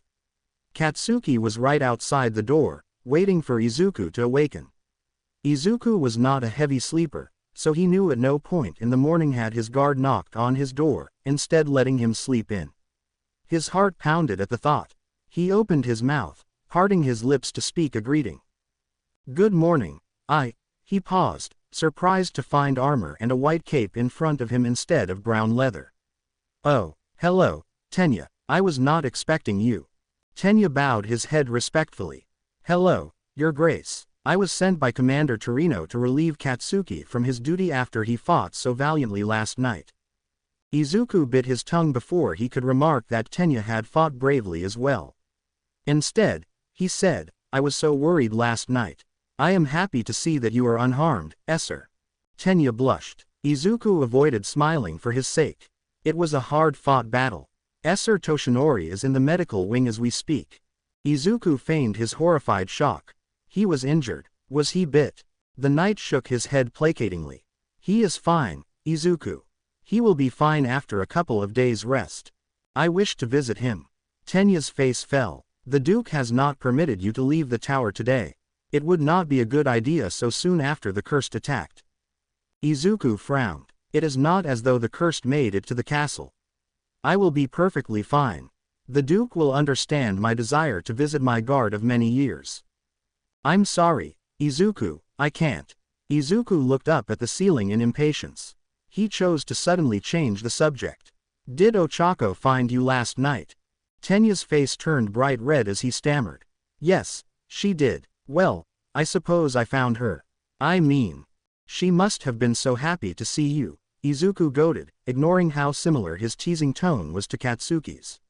"She was so worried about you all night." The knight tucked his chin, embarrassed. "Surely, you jest." Izuku hid a grin. "Not at all. I suspect she wanted to kiss you in her gratitude for your survival." Tenya blinked quickly. No, of course not. That would have been inappropriate for a knight to do that with a servant of the prize. He was terrible at lying. More inappropriate than me visiting the medical ward." Tenya sighed, and Izuku smirked in victory. The valiant knight led him to the medical ward on the other side of the castle. Izuku ignored the curious expressions that stared at him from nearly every face he passed, his white cloak billowing behind him. Tenya's arms swung and his armor clanked as he strode. His ears were still red from Izuku's teasing. The Omega only felt a little remorseful. Tenya remained by the door after they entered the medics' wards. A few blue-cloaked figures flitted about, replacing the bandages on the bodies that filled every bed of the wing. One bed stood next to discarded armor that shimmered red and blue under the light from the torches. "Yagi," he breathed, dashing forward. The medics eyed him from beneath their cowls, but they did not dare to acknowledge him verbally. Izuku's fingers grasped at the skin of his mentor's bare arm as he knelt next to the bed. His shirt had been discarded to expose his newest injury. A medic was currently dressing it with a salve. 4 claw marks spanned across his left pectoral muscle, matching a similar injury to Izuku's right beep. The claw marks were deep. The ghoul that marred him must have been turned long ago, its claws having grown long enough to cut so deeply even through Yagi's armor. The Omega frowned as the blue-clad medic rose. The wound was still exposed. "The flesh must be allowed to bleed," she explained to him, against protocol. Another medic's eyes snapped to her, but she ignored it. "Otherwise the wound will fester." "He will be all right, Your Grace. I promise." Izuku nodded, grateful for her forbidden words. She bowed deeply, her blue robes gathering on the pristine floor. The medical wing was cleaned twice a day to keep it so spotless. She walked away, moving to a different bed on the other side of the room. The Omega eyed Yagi's armor that lay on the floor. It was missing more than a few gems. He pouted. Rubies were expensive, sapphires even more so. He glanced around himself to confirm that all the medics were far enough to be deaf to any words he whispered. His lips moved slowly as he clasped his hands together and squeezed his eyes shut, muttering an oath to Grahami, the old goddess of health and hearth. "May his soul be healed by the light from your fire," he murmured quietly. "May his wounds be healed by your gracious hand. I pray to you, goddess, that he heals quickly and properly." His eyes flickered open and he gazed down at his guard's face. Blue eyes met him, startling him. "My boy," Yagi panted, sweat gathering upon his brow. His lips twitched as if deciding whether to smile or frown. "You insolent thing." Izuku chuckled. "How so? I am merely praying for your safe recovery." Yagi groaned, attempting to prop himself up on his elbows.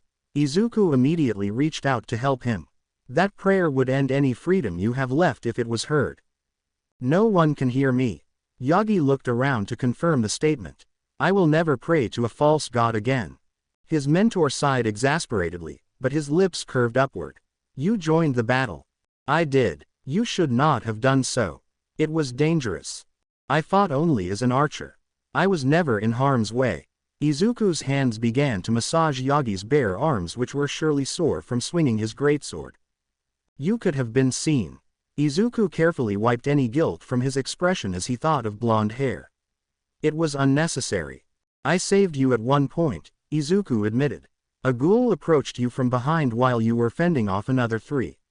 I felled him before he could bite your neck." Yagi smiled gently. "I am most grateful for that.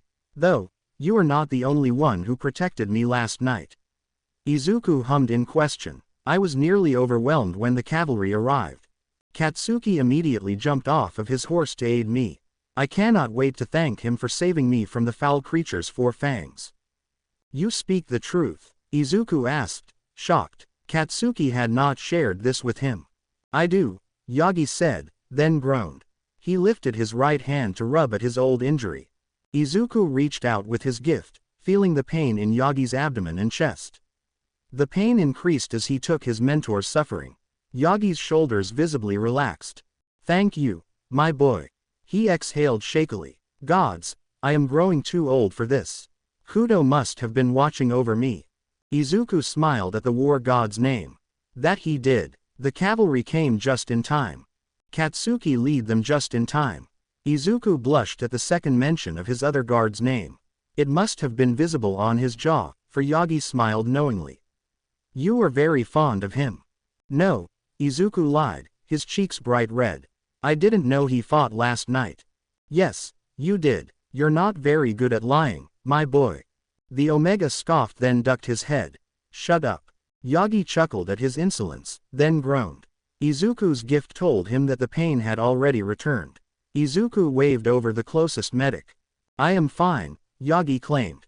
You must rest without pain, Izuku countered. You have had no trouble drinking pain-killing potions in the past, it should not bother you to do so today.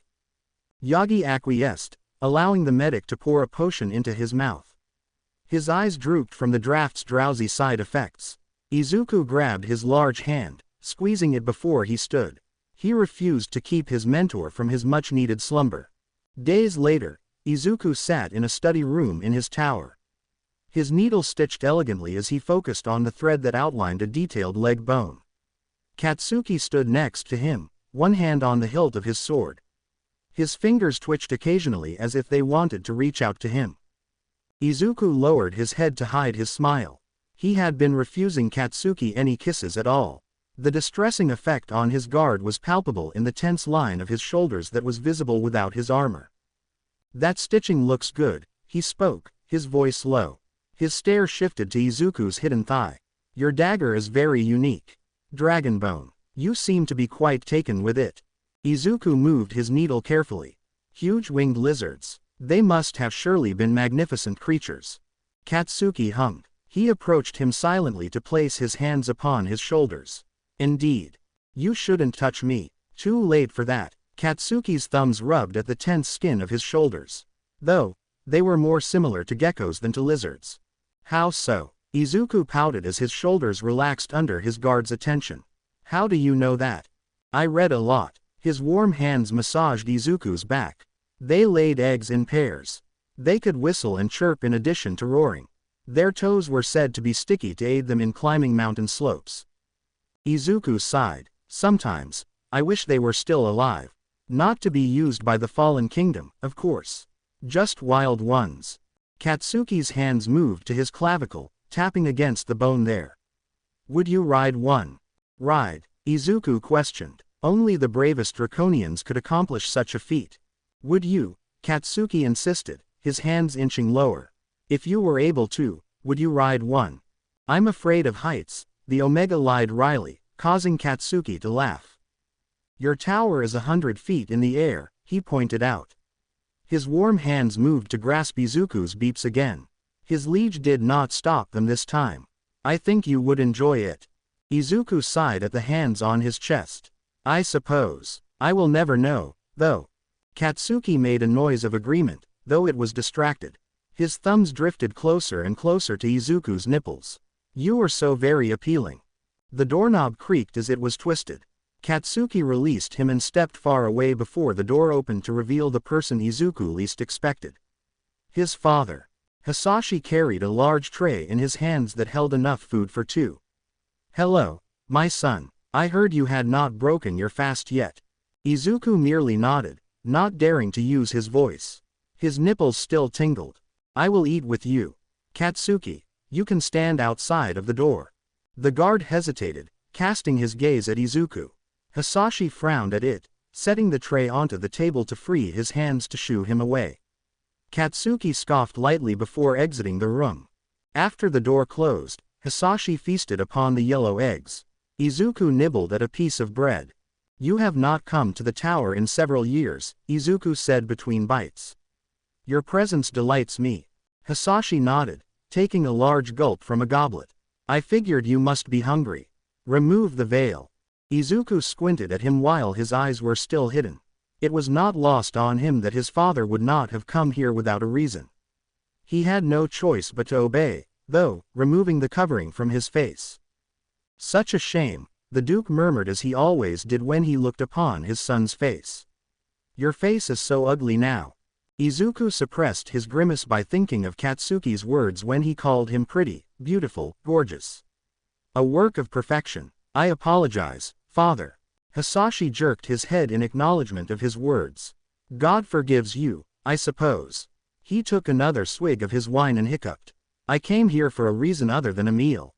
Izuku tipped his head. He had figured as much. The attack from the cursed has left the castle and the town frazzled. His words began to slur as he poured more wine from a pitcher on the tray. Every citizen of Mongolia is frozen with fear. Fear that must be quelled, lest another riot occur. Izuku tilted his head. I thought that the apostate activity was at a minimum since the attack. The townspeople must be grateful that our soldiers defended them so gallantly and successfully. Hisashi narrowed his red eyes at him. I must tell you something. I want you to hear it from me as opposed to any other. Izuku nodded, waiting. We will host a most special guest soon. Who? Chuya Todoroki. Izuku barely held back a gasp at the name. King Shigaraki himself will send him. He will return to capital Greymore before traveling south to Mongolia. The eldest Todoroki's son. Izuku wondered. Why? There have been no apostate revolts since the cursed attacked.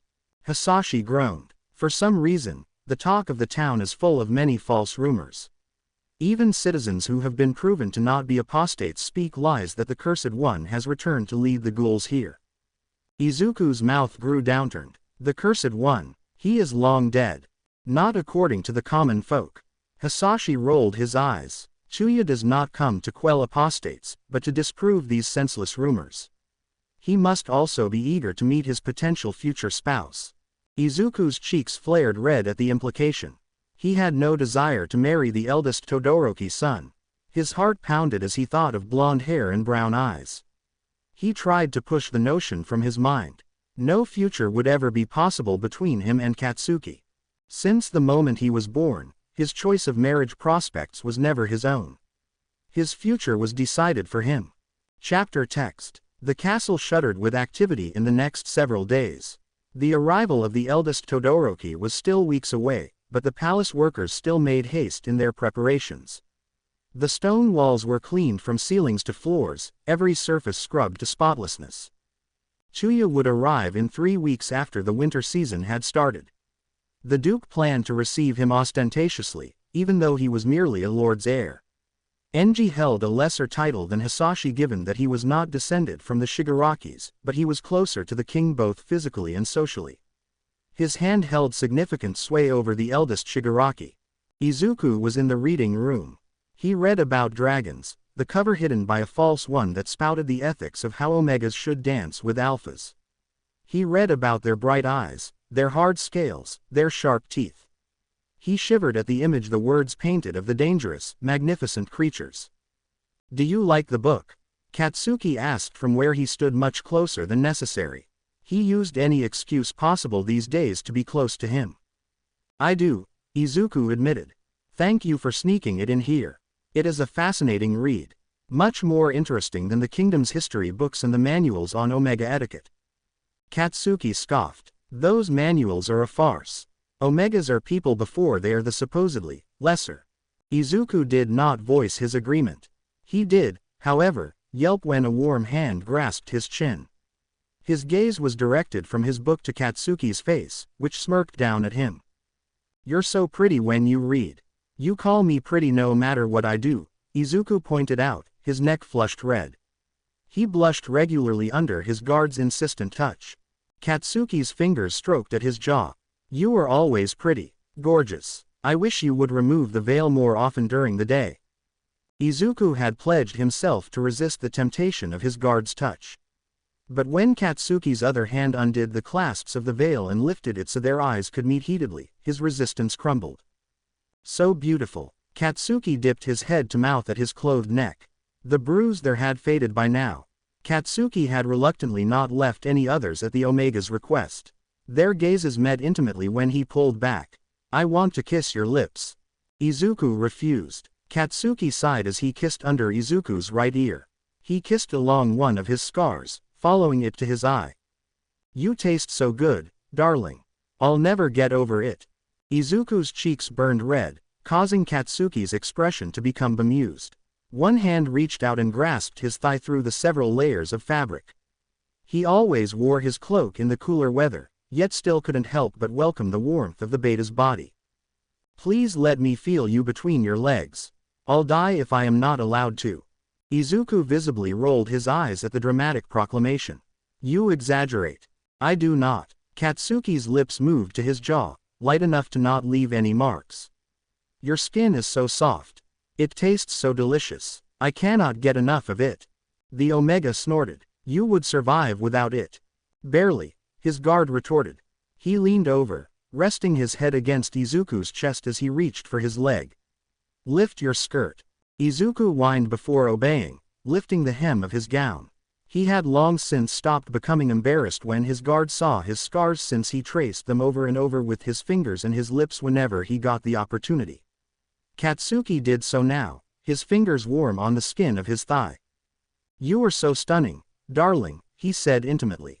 His fingers moved upward, tracing the hems of his small clothes. I want to touch you here. Izuku shook his head fervently. You mustn't. It is inappropriate. I will not let that Todoroki touch you like this. Not ever. You cannot stop him. He may be betrothed to me in mere weeks. Much to Izuku's annoyance. Katsuki exhaled, brushing his fingers up and down his thigh. You tease me, darling. I want you to be mine. I never can be, Izuku insisted, causing his improper guard to laugh. I speak the truth. Maybe, Katsuki agreed. He removed his hand from beneath the thick skirt to squeeze his waist.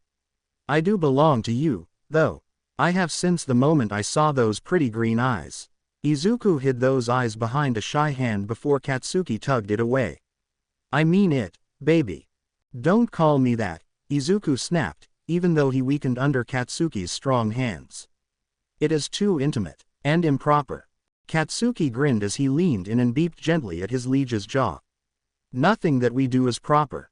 Izuku beeped lightly. You must stop. I cannot have any more marks from your mouth, especially there.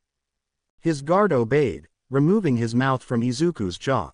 His hand on his leg moved to join the other that still grabbed at his narrow waist. What about from my fingers? Katsuki smirked when the Omega shuddered, pressing down hard. I adore how sensitive you are. His fingertips were warm where they rubbed at Izuku's skin. A knock sounded from the door. Katsuki's capable hands reddened his veil swiftly before he stepped away from Izuku's form, calling for their guest to enter. Yagi stepped through the door, closing it behind him. Katsuki, Your Grace, he greeted, his tone grave. He took a seat across from Izuku, his gaze flickering between the two young males. Izuku hoped his skin was no longer red. I bring news. What is it? Katsuki asked. His hands quivered as if fighting the urge to reach for Izuku. An announcement was made at the stage today, Yagi said, lounging in his chair. Chuya will arrive in 3 weeks. I already knew that, Izuku said. Katsuki raised his brow at the retort. Yes, but I presume you did not know that a ball will await him the night of his arrival. A ball, Izuku wondered. Why, is this even a good idea? The eldest Todoroki is a most esteemed guest in the Duke's eyes. The young lord will pass by the capital before arriving here. He certainly acts under the direction of the king. Hisashi will want to impress him with a gathering of all nearby lords and ladies. Katsuki tilted his head, frowning. He's not a lord yet. But he is quite loyal to the Shigaraki line. Yagi nodded at him before turning to Izuku. Your maturation approaches rapidly. Once you mature, the kingdom is said to enter a most peaceful and luxurious era. Hisashi's advisor believes this is why the cursed attacked. Izuku stared at him, alarmed. They were after me, surely not. It is likely true, Katsuki spoke up. Blue and green eyes turned to him. I have heard rumors from the town. Every citizen, even those who are not apostates, believes that the Cursed One has returned. How else would the ghouls have been directed to such a large city? Izuku frowned. But they did not see me. Why would they have persisted? So many of them died, even before the victory was won. Yagi sighed. They could have sensed your presence on the tower. You shouldn't have been present. He paused, looked at Katsuki, then gaped at his own ignorance. I already know he was there, Katsuki said before Yagi could try to spin an excuse. Izuku wanted to groan at the admission. What was Katsuki thinking? You do. Yagi looked shocked. How? Katsuki smirked in the Omega's direction. Izuku prayed he wouldn't say anything stupid. I checked for him before I left to join the cavalry. He didn't answer, only his servant. It wasn't too hard to figure out where he would have gone, especially when I saw arrows coming from a sole archer on an otherwise unmanned tower. His eyes slid to the older beta slyly. I wonder who taught him to use a bow. Yagi sighed. I have only made sure that he knows how to protect himself. And how to jump blindly into battle against the cursed without permission.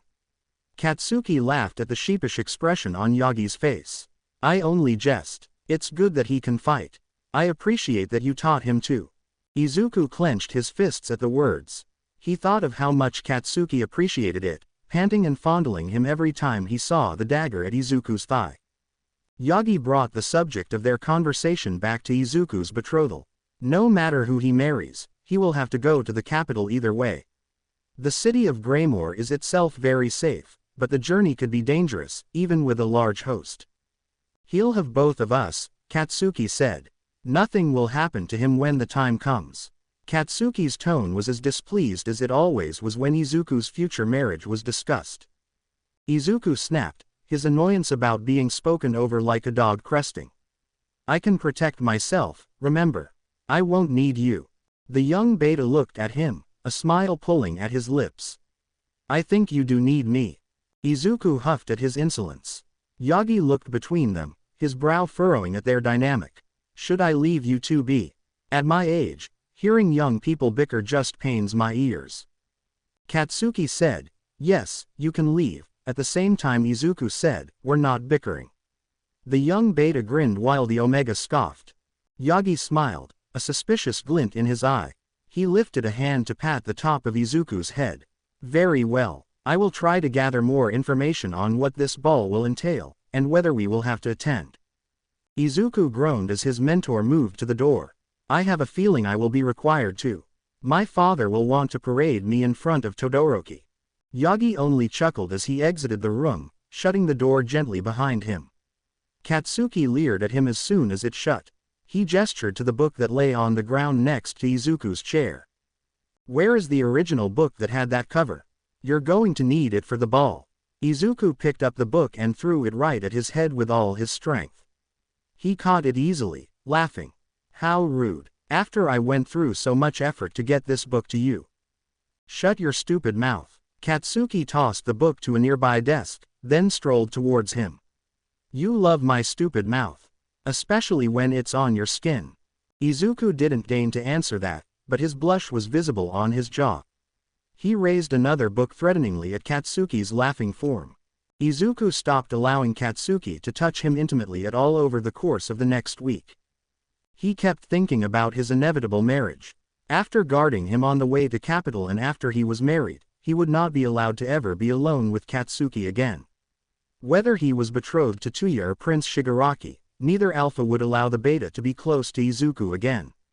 They would probably even send him away, based on how his personality and behavior were so brash and crude for a beta. The earliest the marriage could occur was still 6 months away. Still, Izuku knew his feelings for Katsuki grew stronger with every day that passed and with every touch they shared. It was painful enough now imagining his life married to another, but if their relationship kept progressing further, their parting would devastate Izuku too immensely to hide. If his future alpha discovered Izuku had been so intimate with someone else, even a beta like Katsuki, they could both be tortured or executed. Chuya's impending arrival reminded Izuku of all of this. Whenever he tried to explain any of this to Katsuki, the blonde always scoffed and brushed aside Izuku's concerns.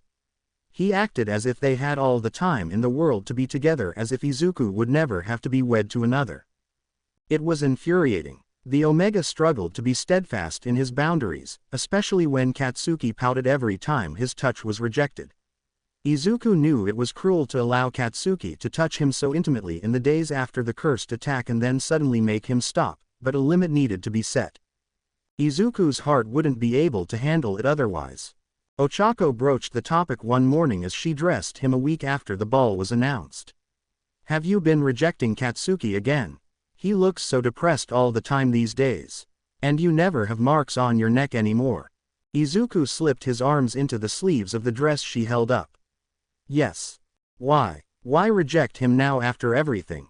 He has seen your face, has kissed your skin. He had not told her all of the details about the night of the cursed attack or the days that followed, but she was perceptive.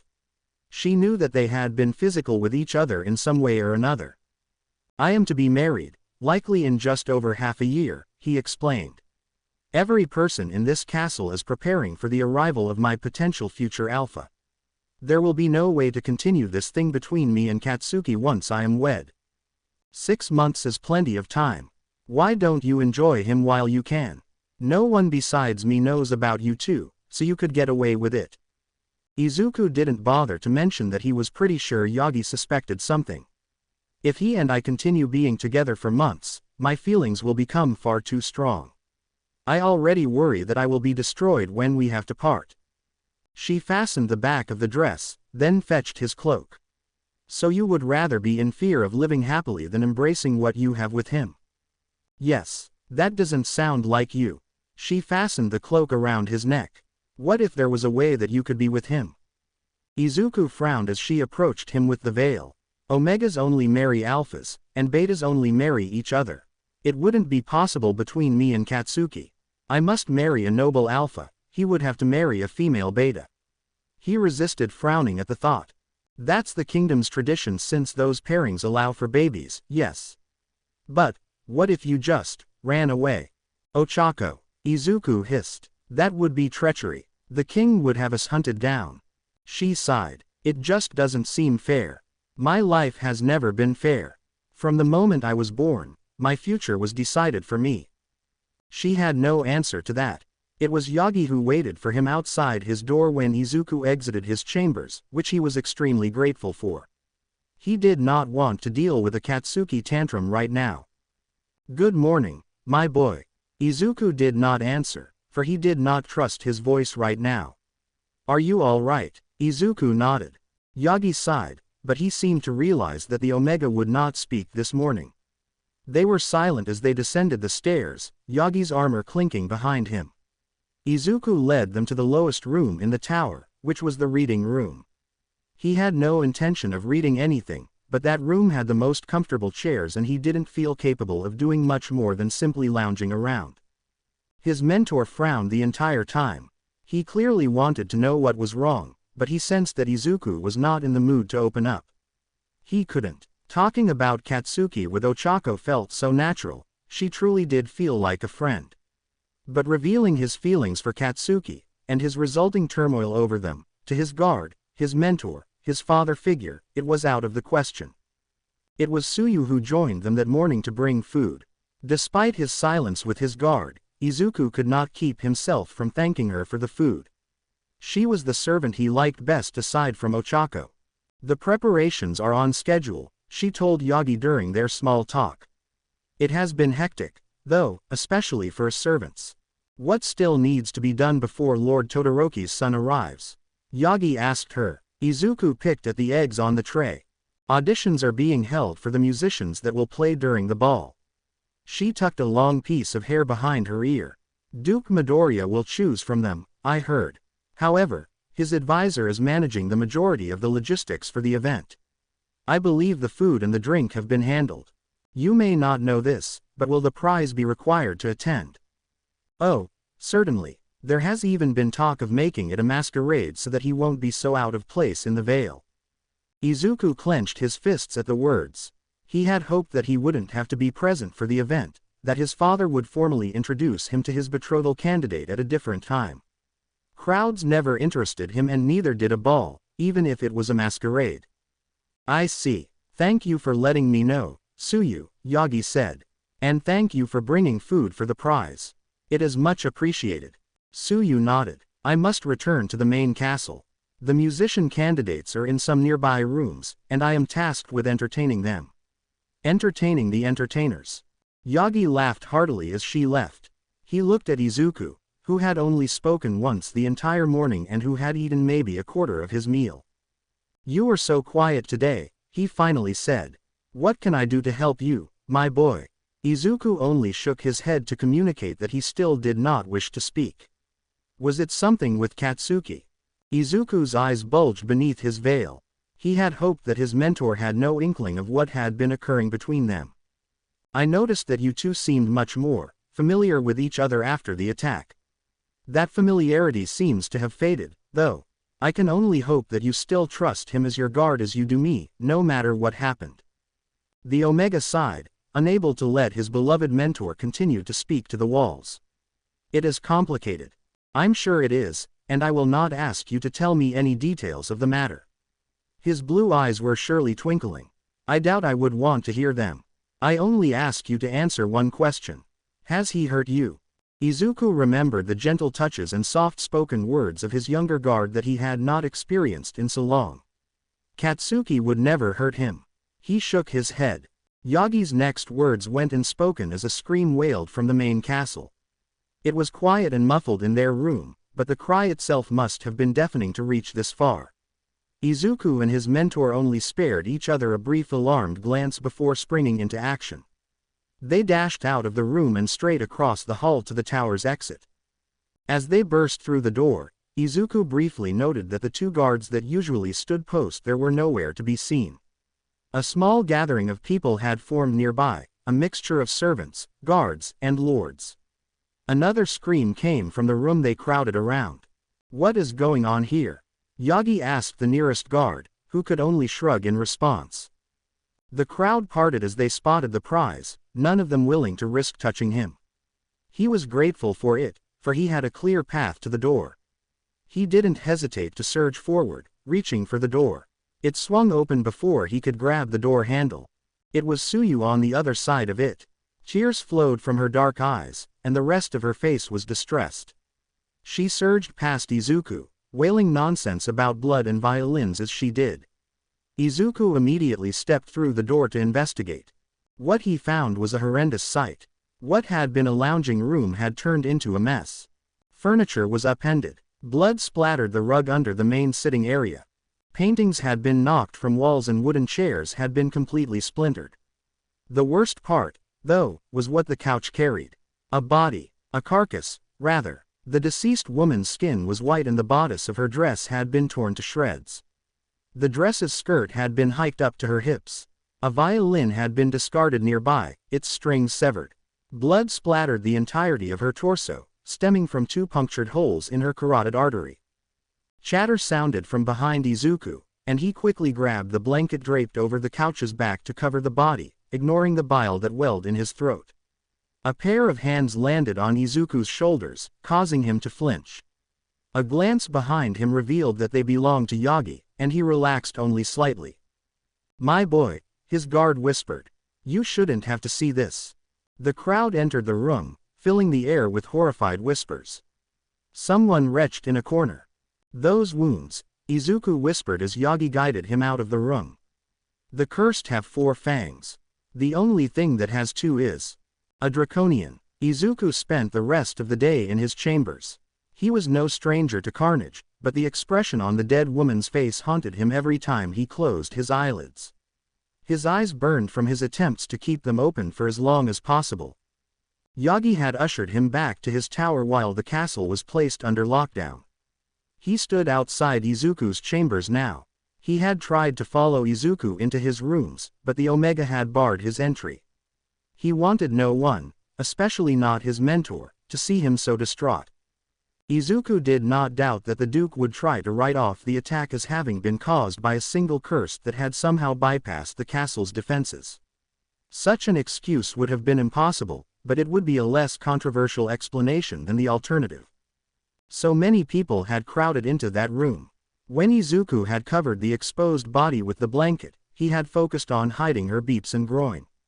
Her neck was still visible to all of them, so they must have seen the 2 puncture wounds. Even if they hadn't, Tsuyu definitely had. The door to his chambers opened sometime in the afternoon, and Ochako slipped inside. She went straight to him. She did not touch him but sat next to him on the couch. Izuku was grateful for her silent presence. After many moments, he finally spoke. Her body was desecrated. Whatever killed her treated her as an object. She was one of the musicians, Ochako said. Izuku bowed his head, remembering the ruined violin. The soldiers say it must have been accursed. She was drained of her blood. Izuku ripped the veil from his head. A pathetic lie. A ghoul would have feasted upon her flesh in addition to drinking her blood. Ochako's hands trembled as they fiddled with each other. She came from the east. She came just to be killed solely, supposedly by a cursed. Izuku turned to her. Her brows were furrowed, her eyes dripping with tears. He did not know how to comfort her. The cursed have 4 fangs. Her throat had the marks of only 2. His servant shuddered. The draconians have been extinct for centuries, or so it has been said. How could one have gotten into the castle? Izuku exhaled shakily. I don't know. Izuku. Ochako clasped his gloved hands with her own. Are you sure that the secret stairway is secure? If it truly was a draconian, you must be their primary target. He hesitated, then decided not to reveal the tower's remnants of magic. It is, I promise. I cannot say how. Do you know if Suyu is okay? He knew that the 2 servants were close. Ochako shook her head. I have not seen her since before this incident. No one has. I have heard she shares your sentiment, though, that the body only had 2 fang marks. I can't imagine your father is happy about that.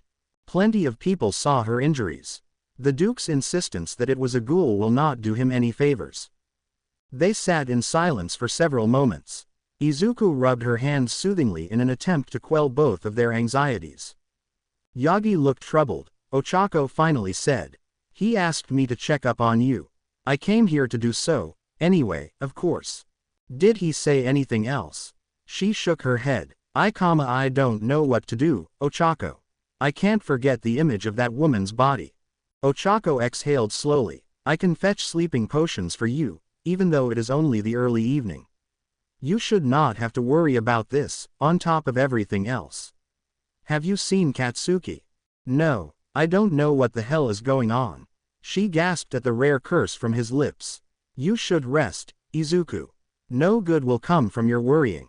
A draconian could be after me. Izuku wrapped his arms around himself. How can I sleep in such a time? Besides, you are worried as well, are you not? At least lay down, she pleaded. Please, Izuku. Lay with me, he asked. His thoughts raced. I don't want to be alone.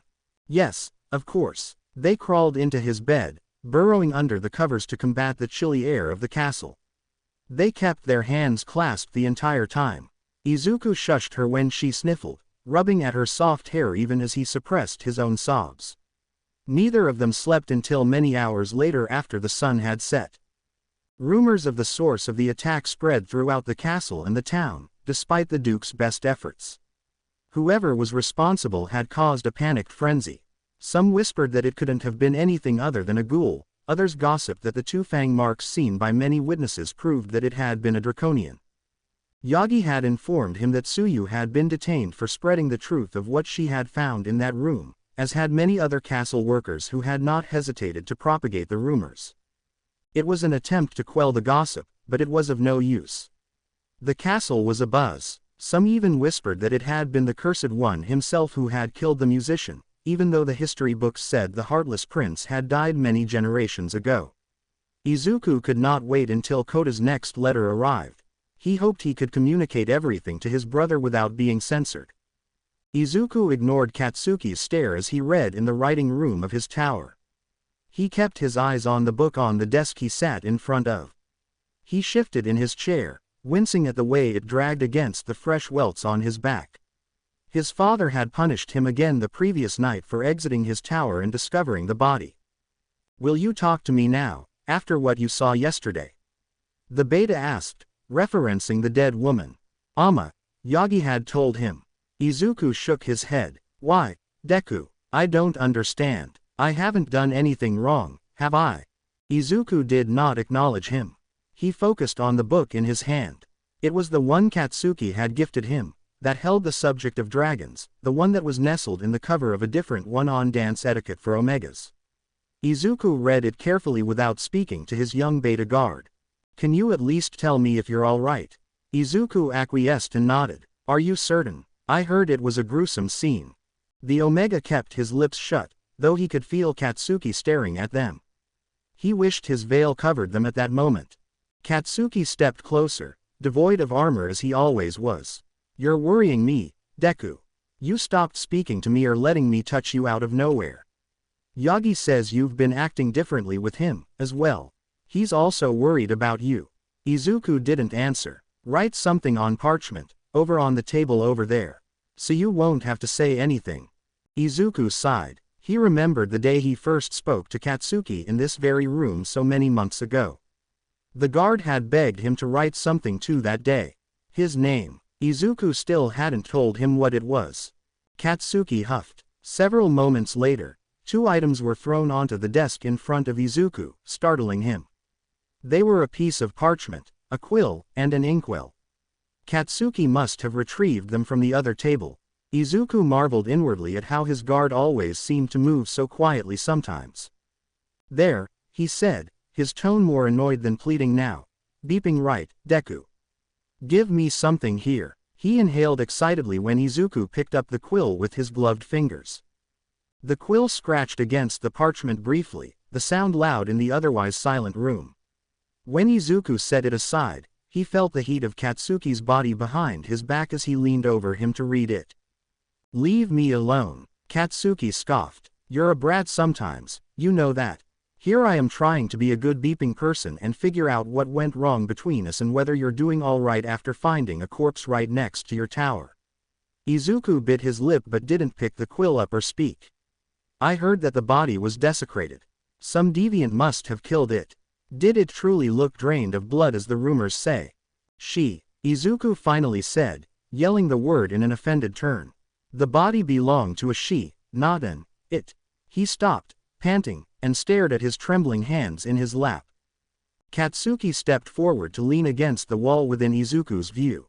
He was smirking, his eyes gleaming in triumph. "Welcome back, darling. I missed you."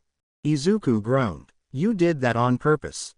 "I sure did," Katsuki bragged. "I knew you greatly honor the dead when you stayed in that tower to stop the cursed from feasting on fallen soldiers. It's nice to hear your voice again." The Omega decided to alleviate his guard's worries since he had already spoken. "You know from that night of the attack that I am quite familiar with corpses. I prayed for her soul, but I did not know the woman. I assure you I am fine." He took care not to mention who he prayed to. Katsuki leaned over to get his face close to Izuku's veiled one. "What about me, then? Why do you keep rejecting me? It pains me deeply every time." Izuku exhaled slowly. "I have already explained this to you. I will be married in less than a year. One possible alpha will arrive at the castle in just a couple of weeks." "So?" Katsuki's brows were furrowed and his lips were pressed into a tight line as he straightened back up. "So, we will be unable to be together after I am wed. I won't ever see you again if my alpha sends you away." Izuku fiddled with the quill apprehensively. Katsuki placed one hand on the wood of the desk, mere inches from Izuku's hand. "We have 6 months until then, at the very least. No one sees when I touch you. I know it feels good. Why would you not desire it?" Izuku's gaze lowered to his lap. He did not want Katsuki to become aware of the true extent of his feelings for him. "Because it is inappropriate. That didn't stop us before, though. It should have." Izuku hung his head. "I should have never let you touch me. My future alpha would kill you if he finds out that you did." Katsuki grinned. "So you do care what happens to me?" "I didn't say that." "I think you did." Katsuki's pinky twitched, moving closer to Izuku's hand. "And I don't care about your future alpha. You should be with me." Izuku couldn't deny the statement. "I cannot be with you. Not ever. Not even for 6 months. Katsuki all but pleaded. "Chuya will be here in less than 2 weeks. "No." Katsuki groaned, anguished. He moved his hand from the desk to thumb at the cover of the nearby book. "Where is the book that was originally housed in this cover? You will need it if you're to dance with Todoroki at the ball." Izuku's brows furrowed in contemplation. "I never thought you would be so invested in my interactions with Chuya.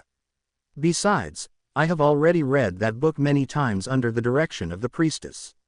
Once I'm married and mated, I'll be required to dance with my alpha at any celebratory gathering that we host." Katsuki hummed. "I just want to make sure you don't embarrass yourself at the masquerade. You should know that I always have your best interests at heart. I only wanted to see if you know how to dance." Izuku flushed. It must have been visible in the exposed skin of his jaw, because his guard chuckled. "You've never done it before, have you? Reading about something does not grant you the ability to do it." "What am I to do about it? I am not allowed to touch anyone." I have no one to practice with. Katsuki kicked at one leg of Izuku's chair. Practice with me?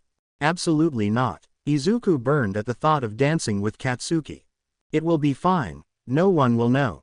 Katsuki's low voice was as smooth as butter. Do you even know how to dance? A farmer from the Brooklands has no reason to dance. I do. He didn't explain any further. Izuku shook his head. It would be inappropriate. No one would know, Katsuki repeated. Do you want to look like a fool at the ball? Izuku's shoulders tensed, and his guard noticed. Of course you don't. Let me teach you. Katsuki held out a hand. His fingers were calloused, but their warmth was tempting. Izuku forced himself to shake his head again. Deku, please, Katsuki purred. Let me help you. Izuku's boundaries began to fade. I want nothing more than to help you, baby.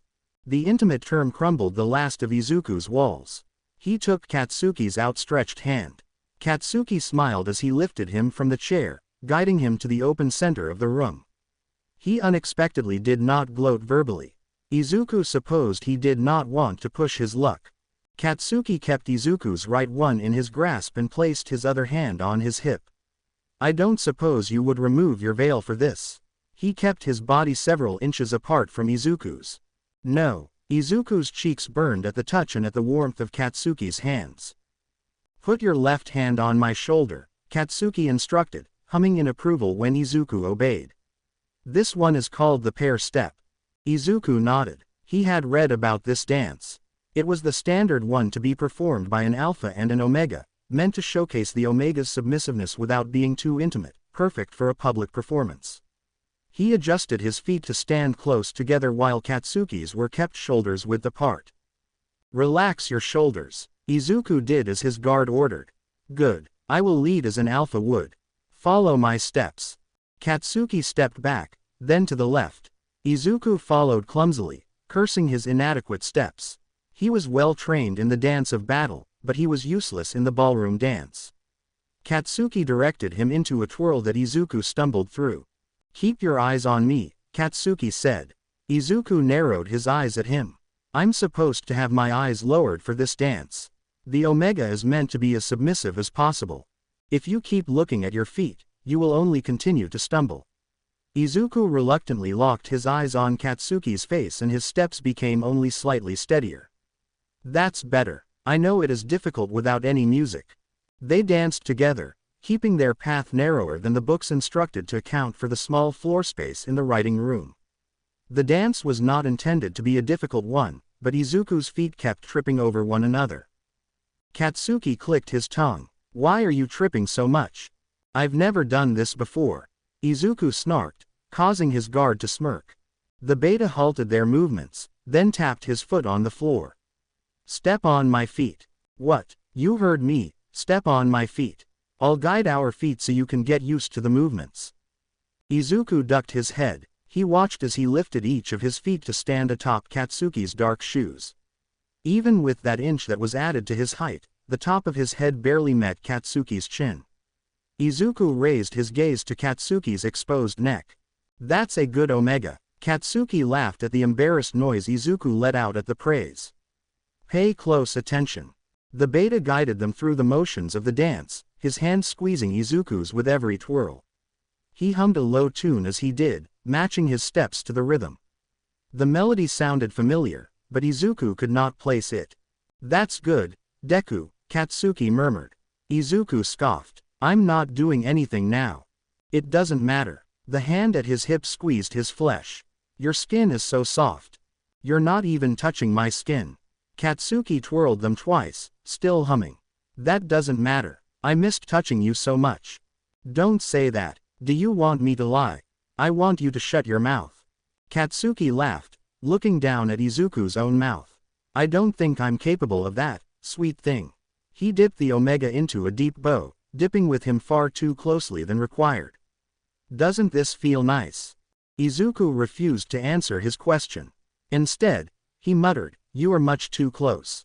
Any good dance can be altered to fit the circumstance it is performed under, Katsuki explained. He lifted Izuku, guiding his feet back to the floor. This time, Izuku was able to step without stumbling. I think I can do it now. You can, Katsuki encouraged. You learn quickly. I'm impressed. I don't care, Izuku retorted, causing Katsuki to chuckle. I think I know the dance well. We can stop now. Katsuki reluctantly slowed their steps to a halt, though he didn't stop humming. The melody scorched through Izuku. Green hair flashed in his memory, and he gasped. Katsuki regarded him curiously. That tune, Izuku said, it is familiar. He remembered pale arms holding his brother. My mother used to sing it to Kota. The beta finally stopped humming, though he didn't release Izuku. Did she come from the east? Izuku nodded. It is a popular song there.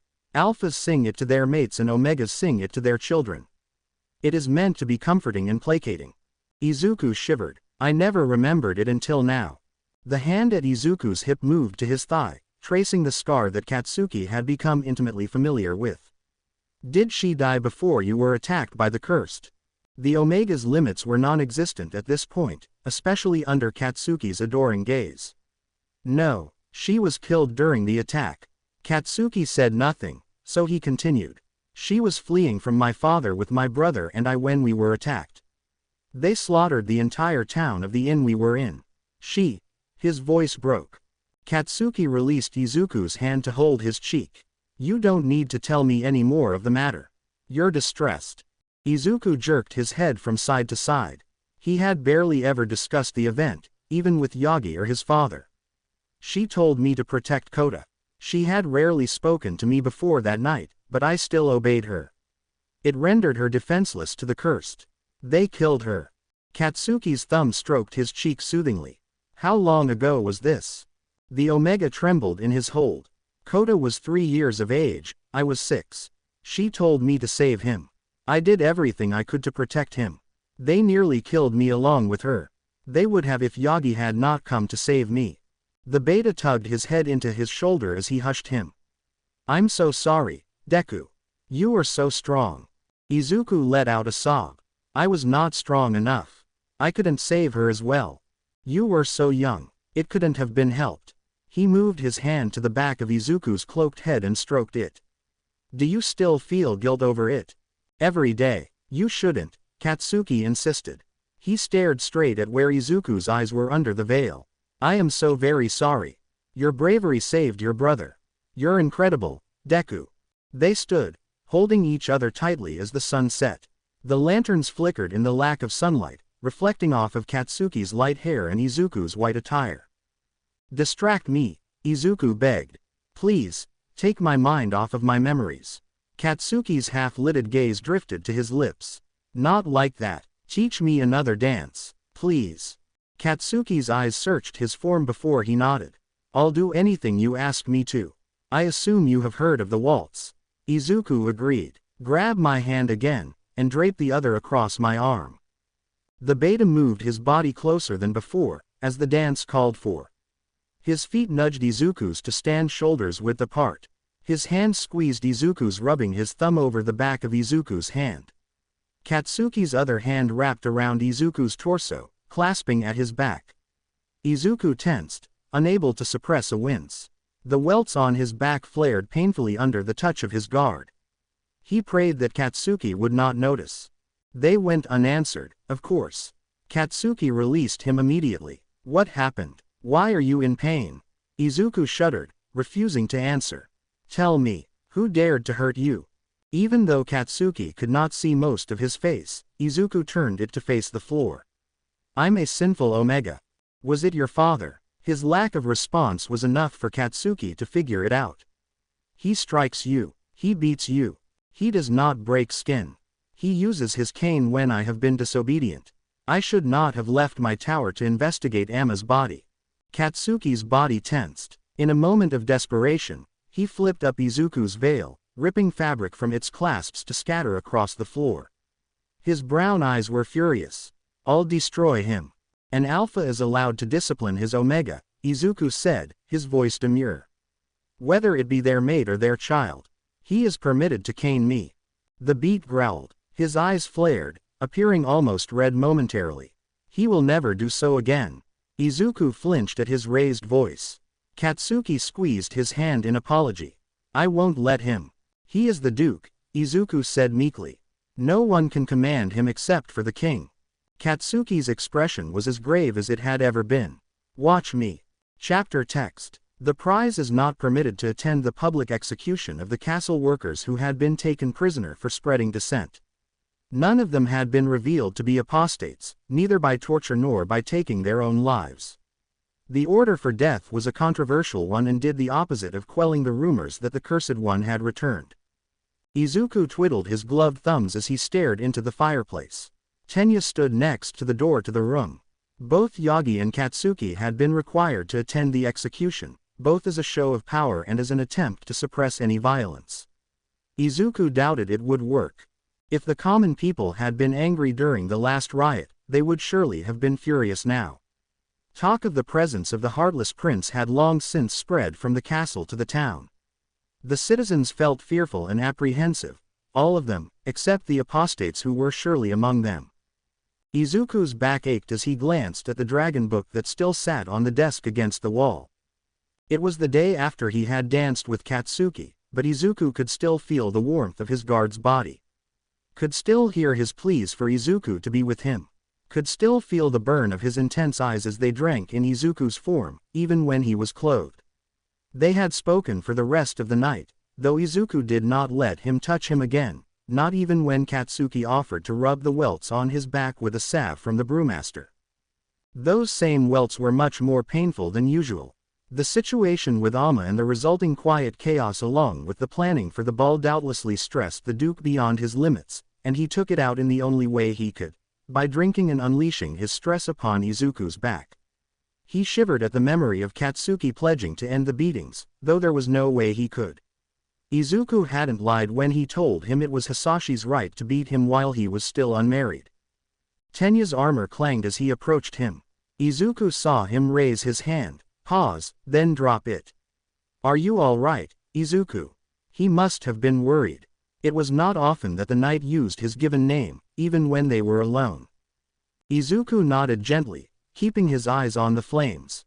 I am fine. I just feel anxious from being cooped up in this tower while servants are losing their heads on the royal stage for speaking the truth of what happened. Ochako told me you went there after Suyu. You shouldn't have had to see that. His lips twitched, nearly smiling. The knight has a kind heart beneath all that gleaming armor. I have seen worse. His hand traced the scar on his thigh through his skirt. He chose to change the subject. So, do you and Ochako often speak to each other? Tenya's cheeks flared. That would be improper. Izuku failed to bite back a laugh. Please don't tell anyone. I won't, Izuku promised, and the tension in Tenya's shoulders slackened. The knight's next words were interrupted when the room's door slammed open. Both of them startled at the sound, looking to see who was responsible. Izuku's heart dropped and he barely resisted the urge to jump to his feet when he saw that it was Katsuki. His hair framed his concerned-looking face in a frenzy. He wore his armor for once and it was soiled with multiple splashes of blood. He held his sword in one hand. He frowned briefly at how close Tenya stood to Izuku. Izuku would roll his eyes at his ever-present misplaced jealousy if he weren't so worried. Katsuki threw the door shut behind him, never taking his eyes off Izuku as he stepped closer. Katsuki, Tenya said, the execution is over already. It should still be going on. Katsuki didn't answer him, still staring at Izuku. Are you all right? I came straight here. Some of the rioters got past us. Izuku nodded, and Katsuki exhaled in relief. Beep, good. They must not have made it to the castle. Izuku wondered how Katsuki knew they were in this room. They surely would have heard them if he had checked the lower rooms of the tower. There was a riot, then. What happened? Tenya asked him. Katsuki finally broke his stare to look at him. The crowd was tumultuous from the start, the beta said. They got angrier with every execution. Servant gossip is not an acceptable reason for execution to them. They're right, Izuku muttered. Tenya jumped slightly, shocked that he spoke in front of Katsuki. Katsuki shot him a smirk before continuing. Suyu was the last up to be executed. She was raised in the town before serving in the castle, and is well loved by the citizens. Tenya nodded. She was a nice girl. Ochako was very fond of her. It's a shame that she was killed. You'll be happy to hear this, then. She escaped. Katsuki smirked and nodded. She did. Izuku was very happy to hear that. The crowd had enough. They refused to let her head be chopped off to join the others. They rioted as soon as they saw her. The Duke didn't bring enough soldiers and the mob was even quicker this time to overpower them. A group of them made it onto the stage and carried Tsuyu away. She's doubtlessly fled the city by now, heading east away from the capital. East, Tenya echoed. There are more apostates in the east. Will she be all right there? The other beta regarded him carefully. I'm sure they will be sympathetic to her plight. Are you hurt? Izuku couldn't help but ask. Katsuki smiled at his concern. Your worry touches me, Your Grace. Izuku scoffed, causing him to chuckle. Tenya looked bewildered by the exchange, which informed Izuku that Ochako graciously hadn't told him about his secret fling. It's not my blood. Katsuki began to pull off the bloody armor, causing Tenya's eyes to bulge. You're not supposed to remove your armor. I don't need it. You think very highly of yourself, Tenya remarked. Izuku snorted at the truth of the statement. The mob became violent, then. Several soldiers fell to them, Katsuki confirmed. It was Yagi who got the Duke away safely. I'm thankful they didn't get to the castle. Izuku frowned. Surely my father will see the logic in canceling the ball. Tenya shook his head. I doubt it. His Grace is a proud man. Besides, the masquerade is only for the lords and ladies of the city and nearby towns. They remain loyal to him. Then they are idiots, Katsuki retorted as he pulled off the last piece of his armor.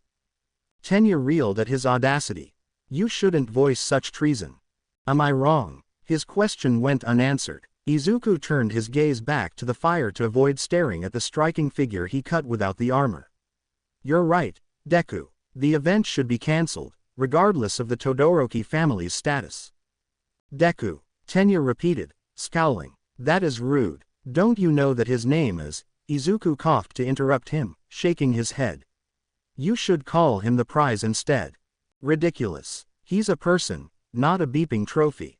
Where is Yagi now? Izuku asked to redirect the topic. Is he all right as well? Katsuki rolled his eyes, jealous again. He's fine. He glanced at the other beta. You can go now. Tenya looked between them curiously. Are you sure? He cut himself off when he almost addressed Izuku by his name. Prize, are you fine with this? Izuku nodded. You can go, Tenya.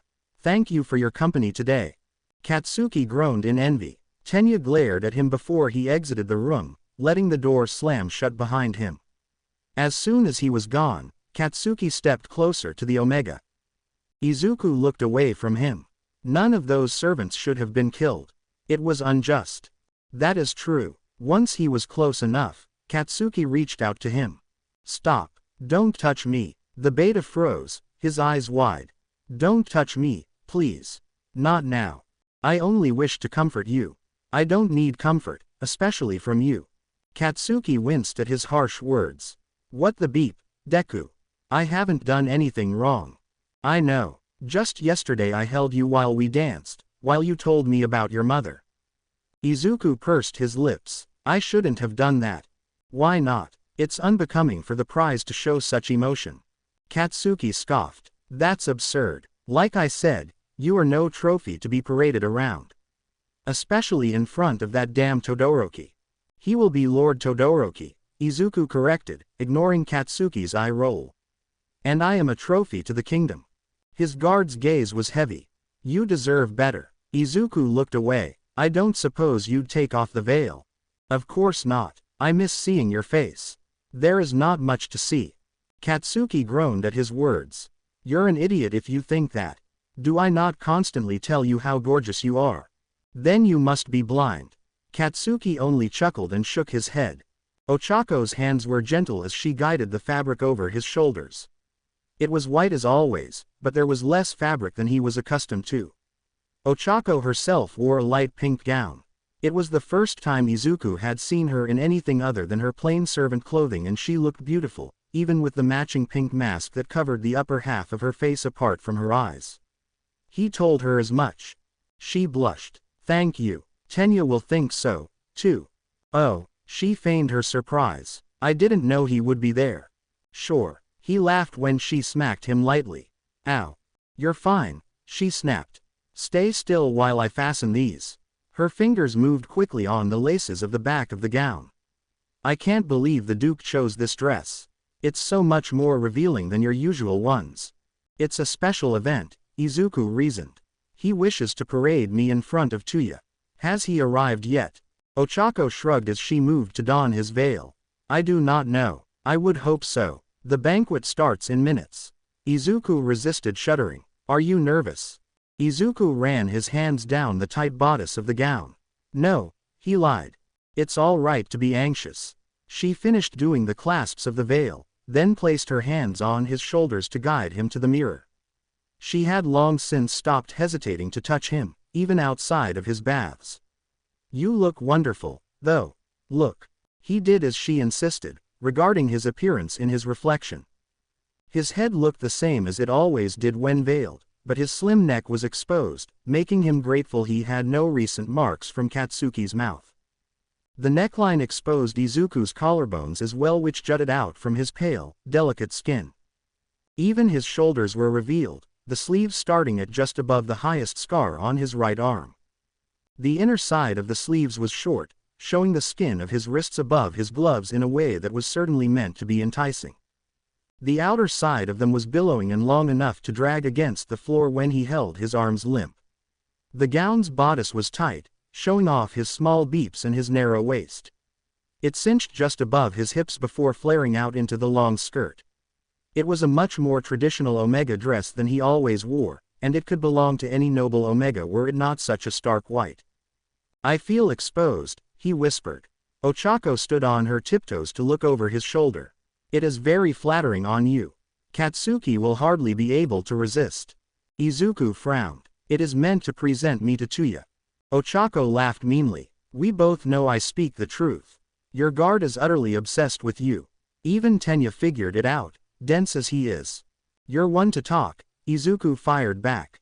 The knight may faint when he sees you. She looked away, groaning. Her large eyes were lined with black, making them even more appealing. She would likely be the only servant attending the ball as a guest. Izuku was grateful for it, for she would keep him company when he wasn't with Tuya. Lord Todoroki will be most impressed, I am sure, she said teasingly. I've heard he is very handsome, despite his burn scars. You will suit each other. Katsuki will be very jealous of him. Izuku rolled his eyes beneath the veil, finally turning from the looking glass to regard her. Katsuki is jealous of every person I interact with. Ochako chuckled. It is true. You should have seen the way he glared at Tenya last week. He nearly lost his head when I told him he bathed you. He's even envious of Yagi, for God's sake. Her laugh grew louder. That's ridiculous. I know. He adjusted his skirts around him, making sure they didn't show the outline of the dagger at his thigh. He hadn't added a hole in the side in case his father or Tuya noticed, but he refused to go anywhere without a weapon. We should go. My father will want my entrance to be grand. She followed him to the door. Yagi stood outside, smiling when he saw them. You look wonderful, my boy. And you as well, milady. Ochako giggled, tucking her hair behind an ear. It wasn't long enough to put up, but she had curled it with hot rods and it looked beautiful. Thank you, Esser, though I am no noble lady. I must say, you look rather dashing as well. Yagi blushed and stood up straighter. His hair had been slicked back with oils, which drew attention to his bright blue eyes that glowed through the holes in his gray mask. He did not wear his armor for once, but still had a short sword at his belt. His tunic was dark blue and his breeches a light gray, hugging his skinny yet still muscled form. It had been ages since Izuku had seen him without armor, and he welcomed the sight. Thank you, the beta responded, bowing his head, then gestured to the top of the stairs. I will follow behind you both. Ochako went first, lifting her skirt as she descended. Izuku did the same with his dress, exposing his heeled footwear. He had never worn them before, and he took care not to stumble. He hoped Katsuki's dancing lesson had been for naught, for he doubted he could dance gracefully with the heels.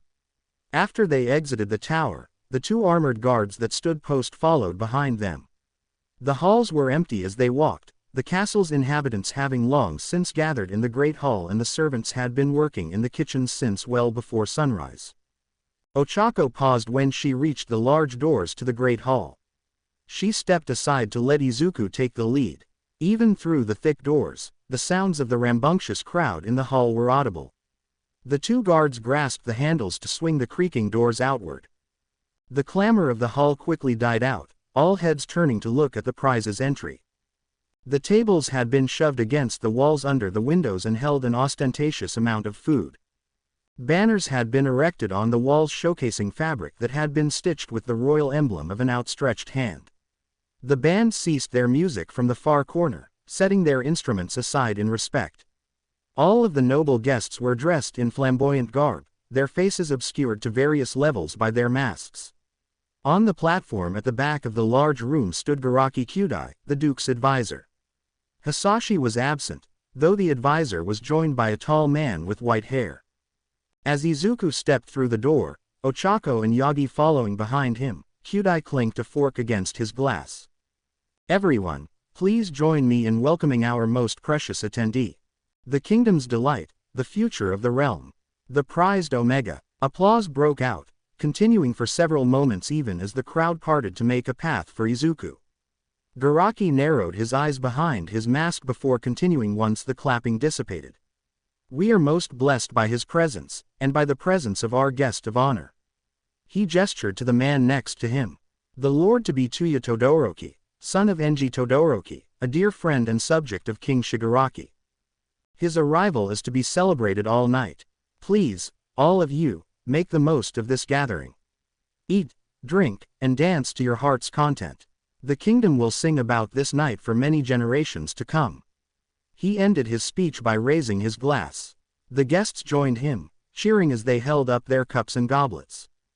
"Where is the Duke?" Yagi whispered behind him. Izuku was also stunned that Garaki had not acknowledged his absence. Izuku continued his stroll to the raised platform without answering. He hid his trembling hands behind his back, not wanting Garaki or Tuya to see them. The stares of the crowd burned him, making him feel utterly exposed in the revealing dress. Tuya Todoroki's stunning red eyes rimmed with blue stared him down as he approached. His mask was a tight-fitting black band around his eyes that still revealed his forehead, nose, and jaw. All of which were shapely and handsome, despite the burn marks that extended from under the mask beneath his eyes and along his jaw from ear to ear. His attire was black and dark purple and form-fitting, showing off his undeniably alpha body. It was bold of him to wear the royal color. His gaze looked Izuku up and down from head to toe, a slow smile spreading over his lips as he did. Though his stare was burning, it was not nearly as fiery as another. A blonde head stood taller than the rest of the crowd and brown eyes seared through Izuku's veil. Izuku willed himself to not blush under their heavy stare. "Welcome, prize," Kyudai said once Izuku was close enough. "Yagi, servant." Izuku tensed at how he addressed Ochako so disdainfully, then forced himself to bow his head. "Blessed evening, Garaki," Yagi said from behind him, his tone careful. "May the night's celebrations be honored by God. Under his watchful eye, we will joyfully allow these two to meet." Kyudai gestured between Izuku and Tuya. "Tuya, this is the prize. He is most honored by your presence. Prize, greet him." Izuku twitched his lips slightly before speaking. "Welcome to our humble castle. We are grateful to have you." Tuya kept his eyes half-lidded through the mask. "The pleasure is mine, all mine." Izuku's heart pounded at the sultry words. The alpha's face was hardly covered, and even with the scars, it was very handsome. His straight nose, his striking eyes, his strong jaw. The burn marks added color to his pale skin and light hair, making him even more alluring. Garaki cleared his throat. "You will be permitted to dance together at some point tonight. Please, enjoy yourselves." Tuya smirked. "I think I will need more wine before I can dance with such a tempting Omega." "Excuse me." He sauntered off to one of the tables, casting one more seductive glance at Izuku. The musicians resumed playing their instruments, the merry music filling the room. Yagi moved forward as Garaki descended from the platform to engage him in polite small talk. Izuku turned to Ochako to see her eyes twinkling. "He is so handsome," she gushed, then lowered her voice after Izuku shushed her. Sorry, it seems your guard may have some competition. Enough, Ochako, he hissed, glancing over his shoulder at Katsuki's rapidly approaching form. Cease talking at once. She only giggled and smiled as she spotted Katsuki. Deku. His guard's voice was deep and quiet, barely audible over the rambunctious crowd. Ochako, you both look nice. As do you, Katsuki, Ochako responded when Izuku kept silent. And he did. As striking as Tsuya's appearance was, Katsuki's was even more so. His light blonde hair shone under the light from the lanterns and braziers. His brown eyes gleamed from behind his white mask, its thin fabric complemented his skin well where it covered his nose and upper cheeks. He was devoid of armor and leathers, instead clad in charcoal gray formalwear. They fit tightly around his muscular form, showing off his large shoulders and broad chest. There was still a short sword at his belt. He looked like Sin. Izuku sensed Ochako fidgeting next to him. Her brown eyes flitted around the room from beneath her mask and her hands fiddled with each other. He smiled gently when she looked at him. Go find him, Ochako. Her eyes widened. No, I can't. The only reason I am here is to be by your side. I can't leave you on your own. Izuku waved her off. It's fine. No one will notice. You should enjoy yourself. Katsuki, do you know where Tenya is? He is supposed to attend. Katsuki cut his eyes toward one of the tables. I saw him scarfing down the deviled eggs like they were the last food in the realm. Be careful, his breath will beeping stink. Ochako laughed, boldly squeezing Izuku's arm before running off in the direction of the tables. Katsuki's shoulders relaxed as she departed, regarding Izuku with a weighted gaze. You look absolutely exquisite. His searing eyes traveled over his entire form, lingering at his waist and neck. Utterly divine. Izuku lowered his head. That is entirely unnecessary. Someone will overhear you. No one will notice, Katsuki mocked with Izuku's earlier words. The Omega frowned. It's fine, Deku. I'm just complimenting you. I like that dress. It finally shows your absurdly small waist. I wish I could see your legs, though. Izuku regarded the gown. I am not used to wearing such a thing. I feel exposed. Not exposed enough. Izuku barely resisted the urge to smack him as Yagi approached them, evidently having finished his small talk with Kyudai. Good evening, Katsuki. Where is Ochako? I told her to go find Tenya, Izuku answered. Yagi hummed in response. Any word from the advisor on where my father is? Katsuki, did you see him before we arrived? The beta shook his head. I was late myself. I was supposed to be on watch for the first half of the evening, but Commander Torino relieved me. I arrived just moments before you did. Yagi shook his head. I presume he is drunk or asleep. It does not matter. His presence is not required for the evening's festivities. Come, let us get you something to eat. He led him to the nearest tables. Katsuki walked along behind them. Izuku's waist burned from his gaze. Izuku grabbed a plate and loaded it with the foods he was rarely given to eat. Juicy steak, imported caviar, and plenty of desserts. His mouth watered at the sight, barely having the patience to pick out a few eating utensils before scarfing down the food.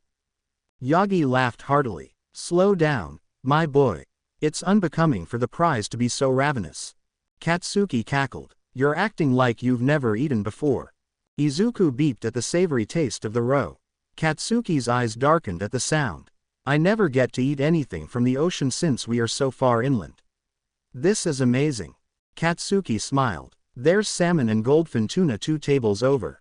It's cooked to perfection. Do you want some? The Omega nodded ferociously. I'll be back. He picked up a fresh plate and stepped away. Aren't you going to eat, Yagi? Izuku asked. It's a feast. Yagi tilted his head. I already ate. Thank you for asking. Though, Izuku made a questioning noise around his most recent bite of steak. I wanted to stay vigilant tonight. The castle is well guarded under Commander Torino's order, but I must always protect you. Izuku hummed, accepting the explanation. He was grateful that he had skipped lunch, leaving his stomach empty for the feast before him. He wanted to try everything. Excuse me, a female voice was barely heard through the clamor. Izuku and Yagi turned to see a stern-looking woman with dark hair and eyes, clad in a green dress. Ah, I knew it. I knew I recognized your voices. Izuku squinted at her. She was vaguely familiar, but he couldn't place her with her mask that covered her whole face except for her thin lips. I apologize, my lady, Yagi said gently. Do I know you? She glanced around, then spoke in a hushed tone. We met many months ago. At the brothel that I run. Izuku's eyes widened as Yagi gasped. Summer, is it? What are you doing here? Summer ran a hand over her scalp, feeling her hair that was pulled into a tight bun. Commander Nimori extended her invitation. I had hoped to find you two here. I wanted to thank you for helping that night. How did you figure out that we were from the castle? Yagi wondered. She ducked her head sheepishly. I cannot say. How is the girl? Izuku asked. The one who first saw the bite. She is well, thank you. She has recovered, though she panicked when she heard of the poor girl who was killed in the castle. They say it was a ghoul. So they say, Yagi said neutrally. Well, I just wanted to thank you both again. And offer my congratulations to the prize, for his upcoming nuptials. Izuku barely kept himself from scowling. Thank you, Summer. She hesitated, holding her tongue for a moment. Her next words were carefully chosen. Please be safe tonight, the both of you. Yagi raised a brow. Safe. Safe from what? Summer coughed, looking around again. There is plenty of wine and ale flowing. The unexpected can occur with lords and soldiers become too inebriated.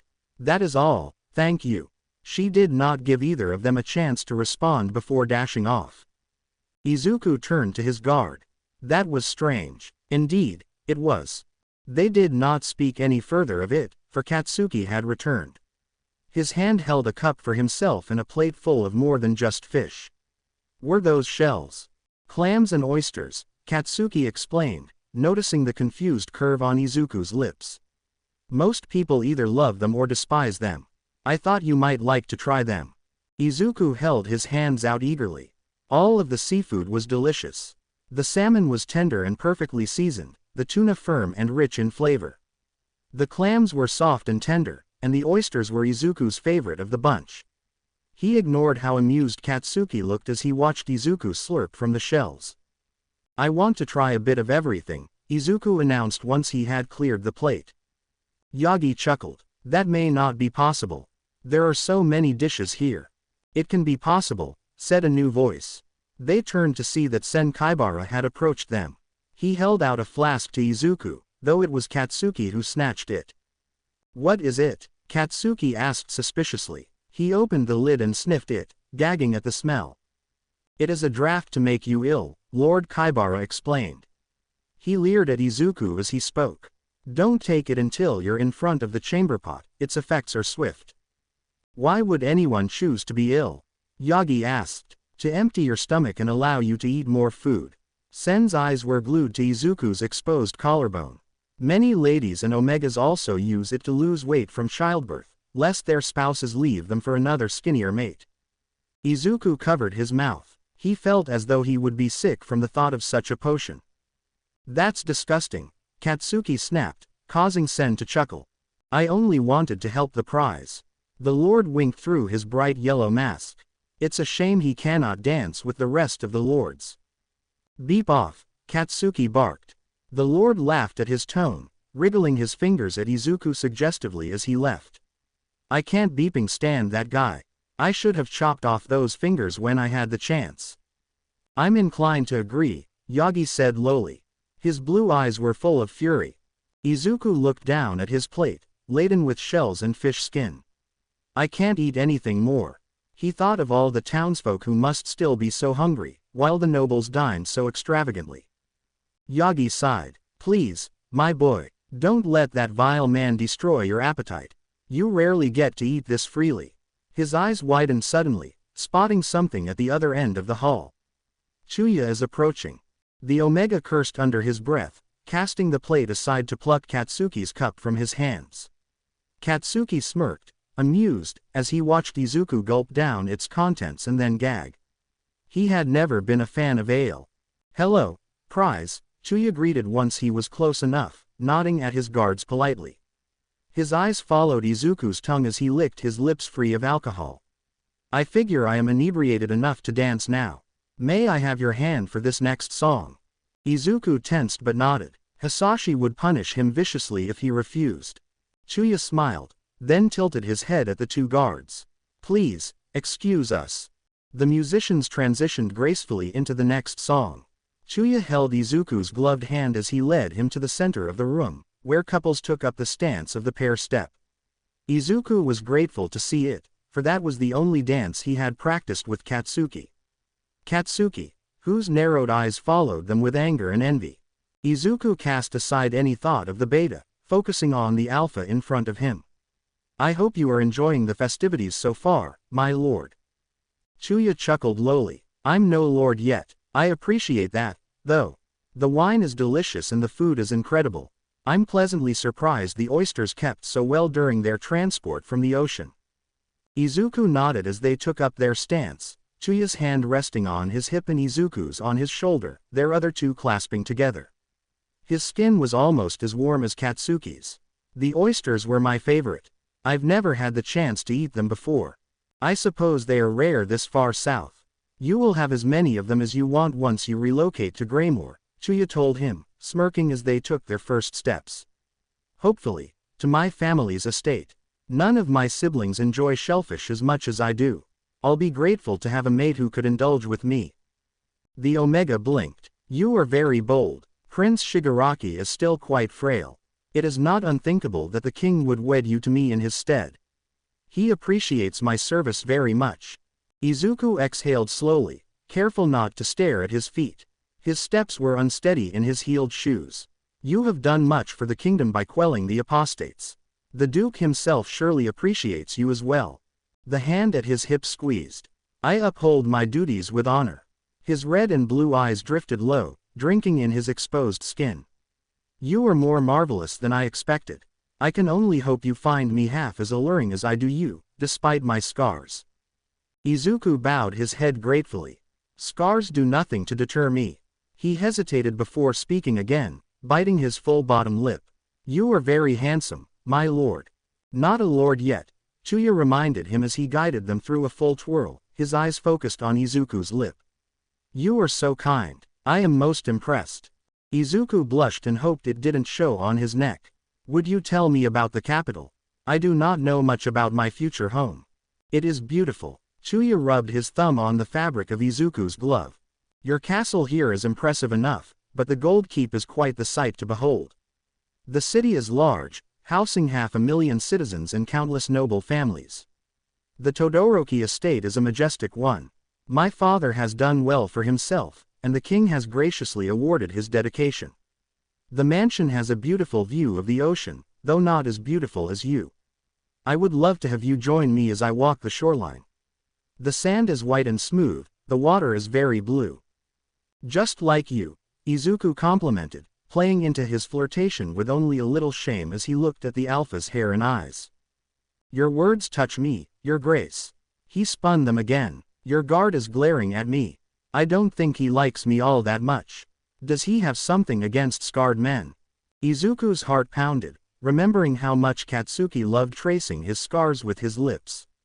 I don't think so. He is careful about strangers, as he should be as my sworn protector. Chuya hummed, pulling Izuku closer. His protection won't be needed once we are wed. I am quite strong. Izuku could tell by the significant muscle of the alpha's shoulder beneath his left hand. I am sure you are. You must be to deal with the apostates. Chuya huffed. The dissenters are more numerous than expected, but they are not very strong. The Omega hummed. I will make sure they do not gain any more influence than the little they have now. They danced through the final steps as the music from the band reached a crescendo. Chuya's hands grew ever warmer as they stepped. Izuku stumbled slightly, biting back a curse. I don't expect you have had much opportunity to dance, Chuya chuckled. I did not expect you to wear such a dress, either. Izuku decided to be candid with the charming alpha. The Duke chose it for your approval. I approve. I most heartily approve. It shows off your splendid body. Izuku blushed. You are so very bold. I must be. I wish you to be my Omega, to be wed to me under the eye of God. Chuya guided them through the climax of the dance, dipping him lower than necessary. The sleeves of Izuku's gown brushed the stone floors. I assure you that you would be more than happy in our marriage. I am certain of it. Izuku was lifted straight again to step through the final motions of the dance. Chuya reluctantly removed his hands from Izuku's body so they could join the other couples in bowing at the waist to each other. The non-dancing guests clapped, most of their eyes locked on the lord-to-be and the prize. Thank you for dancing with me, Chuya said, smirking again. I enjoyed it very much. Izuku tilted his covered head. As did I. Enjoy your evening, Lord. The Alpha cleared his throat. Chuya. I will see you again. Chuya wiggled his fingers in farewell. Izuku sighed as the Alpha left, his heart racing. He spotted Yagi across the room on the other side of the hall, talking to some generals. The Omega began to make his way to him but was intercepted by a large body. Furious brown eyes glared at him. Enjoy yourself, did you? Izuku rolled his eyes. I'm just happy I didn't trip at every step. I saw you stumble like an idiot. Katsuki's nostrils flared. As if I didn't beeping teach you the entire dance.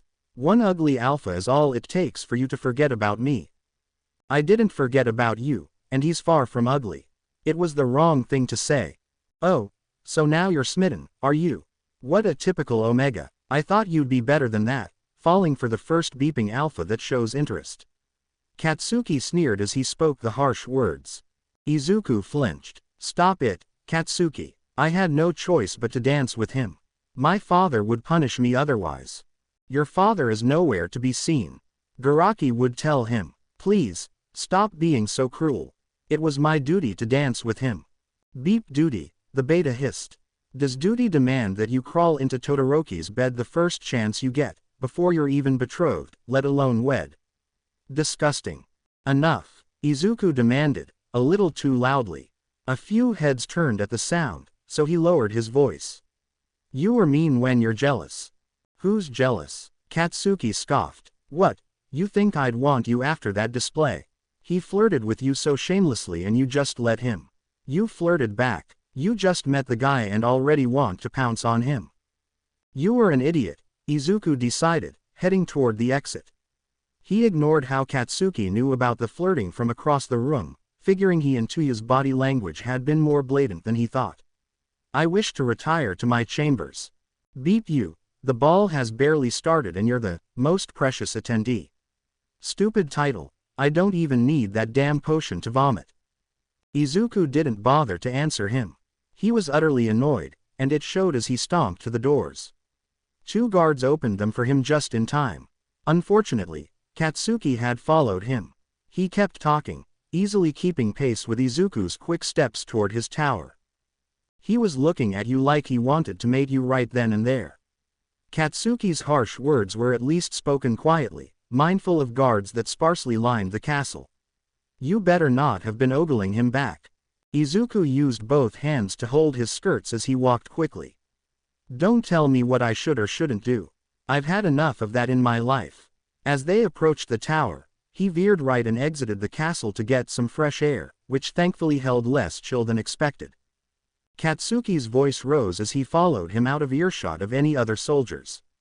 And yet I'm also always being told what to do by you. Don't touch me even though I love when you do. His sneer was audible in his words. Don't talk to me even though you make me smile and laugh. Don't be jealous of others, even though you're the one I poured my heart out to about my mother. You're such a hypocrite, baby. Stop calling me that. Izuku's heels were unsteady on the castle grounds, so he directed his walk toward the path to the gardens. He felt better as soon as he was surrounded by the plants and hedges, even though very few flowers would still be in bloom this far into the winter. Katsuki laughed cruelly as he continued mocking him. Don't call me terms of endearment even though I let you beat my tits multiple times. Izuku whirled around, striking his palm up with the momentum of the spin. The slap cut through the dead air of the otherwise silent night. His guard smirked, rubbing at his now red cheek. Struck a nerve, did I? Do you even know what tits are? Izuku couldn't help but reach up to place a hand over his heart. That's right. Not so sheltered now, are you? The Omega refused to answer, dropping his hands into clenched fists as he walked further into the garden. The moons were nearly half full, providing enough light that he could walk without tripping. Katsuki's long legs caught up easily, overtaking Izuku and turning so he walked backward in front of him. It's a shame I didn't get to taste your cunt as well before you fell for the first alpha other than your father to touch you. This time Izuku pulled his glove off with his teeth, letting it fall to the ground, to slap him hard enough that Katsuki winced. He gave him no reprieve, winding up again to backhand him. The beta dodged with a duck, then surged forward at the same level to grab Izuku's hips and throw him over his shoulder. Izuku beat his fists against Katsuki's back as he carried him somewhere Izuku couldn't see. He cursed his dress for not having a hole to reach his dagger.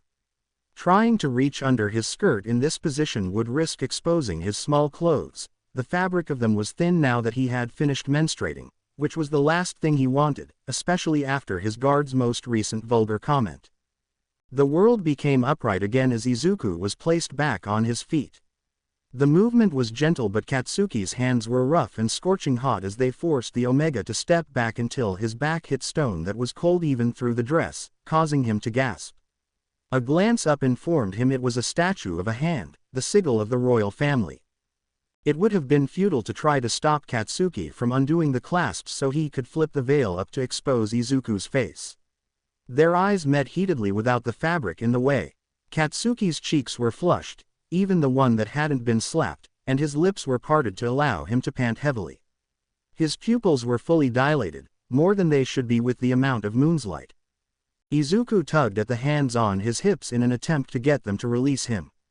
They did, only to move to the sides of Izuku's bare face and thumb at the wetness under his eyes.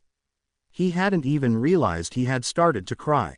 They stood there for many minutes, surrounded by hedges and silence, as Katsuki rubbed away each tear before it could roll down his cheeks. The beta was frowning and his brow was furrowed, though it was not in regret but rather contemplation. He gave no apology for his cruel words. Izuku sniffed after the last tear was wiped away. You took that too far. Your words were much too malicious. Katsuki's lips twitched. Did I speak any lie? That earned him a hard punch to the shoulder. Fine, I may have a bit of a temper when it comes to you. A bit, Izuku scoffed. You implied that I'm a whore for dancing with someone other than you. A dance that you taught me. You knew who you were preparing me to dance with. I may also be a bit illogical sometimes. It was his hard abdomen that got punched this time. Beeping ow, Deku. Look, I didn't expect you to actually have to dance with him, especially when your father never showed up. Izuku swatted his hands from his face. Then why even offer to teach me? Katsuki had the gall to look sheepish. I wanted to touch you again. The Omega rolled his exposed eyes. So you have a temper, are illogical, and are now manipulative. What, exactly, am I supposed to like about you? Katsuki impudently raised his hands again to squeeze his waist as he smirked. I'm good with my hands, as you know well. And my mouth. Izuku kicked his shin as hard as he could with limited space to wind up, causing Katsuki to groan and lean forward to rest his forehead on the cool stone above Izuku's head. Stop doing that. Stop being so vulgar, Izuku shot back. Katsuki's breaths became even more labored. I thought you like it when I'm violent. Katsuki sighed, his breath warm where it drifted over Izuku's bare shoulder. You wouldn't like the effect it's having on me. Especially considering I've already gotten myself in hot water with you tonight. He raised his head to look deeply into Izuku's eyes. One hand drifted up his body sensually to the side of his neck. I truly am sorry, darling. My temper is fiery when I lose control of it, and you didn't deserve that. Even if I still don't understand why Todoroki is being pushed forward as the better marriage candidate over Prince Shigaraki. Izuku chose to address only the last sentence. Neither my father nor the king truly intend for me to wed Tuya. Katsuki frowned at the alpha's given name but wisely said nothing. They've engaged in a battle of pride. The king wants Hisashi to beg for me to be wed to his son. Hisashi wants the king to plead for his son to marry me. Katsuki raised a brow. So Todoroki is just caught in the middle and used as a pawn. Izuku nodded. Does he know that? That's what I was trying to gauge tonight, Izuku explained. I was able to determine that he either doesn't know about the ploy or doesn't know that I know about it. You weren't flirting with him, the beta realized. You were manipulating him. He groaned and suddenly dropped his head to Izuku's shoulder, startling him. Well, beep. That just makes me even more of a needlessly jealous idiot, doesn't it? Why didn't you just tell me this beforehand? You've already stated several times how ridiculous it would be to wed me to Tuya instead of the prince. Izuku's tone grew teasing, unable to resist playing into Katsuki's embarrassment to punish him for his behavior. I thought you were smart enough to figure it out from there, but I suppose I overestimated you. Katsuki looked away sheepishly, causing Izuku to let out a small laugh. A gust of wind blew through the gardens, rustling branches that were mostly bare of leaves. Izuku shivered, wishing he had grabbed a cloak to cover his shoulders. You're cold, Katsuki said. Do you want to return to the castle? No, not really, not yet. Katsuki hummed and grabbed his hand, purposely choosing the one without the glove, to pull him around the statue to the other side, which had a stone bench in front of it. He sat them down much closer to each other than necessary, wrapping one arm around Izuku's shoulders to squeeze them and rub his skin. The other hand kept its grip on Izuku's. The Omega settled into his warm body with a sigh. The embrace was unfamiliar but welcome. Izuku felt the last remnants of annoyance at his guard trickle from his body as he relaxed against him. Still, he couldn't help but say, I am still very upset with you. I know, and you should be. Katsuki's thumb rubbed soothing circles on the back of Izuku's hand. I'm fine with it. You can be upset with me, you can hate me, you can want to hurt me. I'm fine with all of it, as long as you're thinking of me. The words wrapped around Izuku's heart and squeezed. He didn't trust his voice yet, so he tucked his head into Katsuki's torso and nodded. One hand moved from his shoulder to the back of his veil. Can I please remove this? I want to touch your hair. Izuku made an affirmative noise. Just don't let it get dirty. And you'll have to put it back on if we hear someone approaching. Oh, and you have to take your mask off as well. I'll hear them before they get near enough. Katsuki removed the veil deftly with one hand, shifting away momentarily to tuck it into a pocket in his breeches. He threw his own mask to the ground. His hand returned to Izuku's head to comb through his curls. I adore curly hair. I adore every part of you. Izuku's words were muffled by his guard's clothes. You shouldn't say such things. I only say the truth. You're so beautiful. The Omega lifted his head, dislodging Katsuki's hand from his hair. His eyes flickered between Katsuki's. This is inappropriate. It is. We shouldn't be here alone together out here. We shouldn't. Izuku's hand twitched, then reached up to cup his cheek. The beta's eyes widened at the unexpected touch. Katsuki, why? Izuku begged, why are you like this with me? Katsuki overcame his shock and tilted his head to lean into the touch, his eyes falling half shut. Because I adore you. Why? Because you are so very different than I could have ever expected. He guided Izuku's other hand to his shoulder. Because you're the most humble noble I have ever met. Because you don't let your gender hold you back despite your kingdom's traditions. You're so beeping strong, despite all that you have been through. Katsuki smirked, devastatingly handsome. And it helps that you're so gorgeous. There are others who are not scarred and much more beautiful. Izuku began to drop his hand, but his guard reached up to hold it in place. Whose futures have not been decided for them? Who are not pledged to another? This path we're on, my heart won't survive it. Let's run away. Then, Katsuki declared, causing Izuku to giggle. He smiled, leaning down to bump their foreheads together. One horse would do. I'll teach you how to ride, and we can go anywhere. What if they caught us? Izuku murmured, slipping into the fantasy. They wouldn't take you, I wouldn't let them. Katsuki released Izuku's wrist once he was sure he wouldn't drop his hand from his face again, then moved his hands to Izuku's waist. Anywhere, darling, I'll take you wherever you want to escape to. Izuku's breaths were quick and heavy. Katsuki's jaw was so smooth and so strong beneath his hand. He looked heavenly under the moon's light, it made his hair so light it was nearly white. His eyes were half-lidded with pleasure from Izuku's touch, and he looked at him with so much adoration that Izuku couldn't hold back any longer. The tension that had been building since the day they met, all those months ago, shattered. We don't have to run away to escape, Izuku said desperately. Katsuki looked at him in confusion. We don't. Izuku exhaled shakily, squeezing Katsuki's shoulder hard. Please, Katsuki, I'm begging you, help me escape now, in this moment. I don't understand. Please, Izuku whispered, squeezing his eyes shut as his heart was swallowed whole.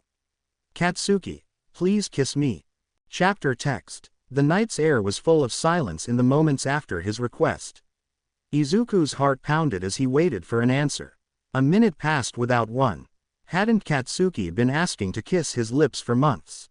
He slowly opened his eyes to peek curiously at his silent guard.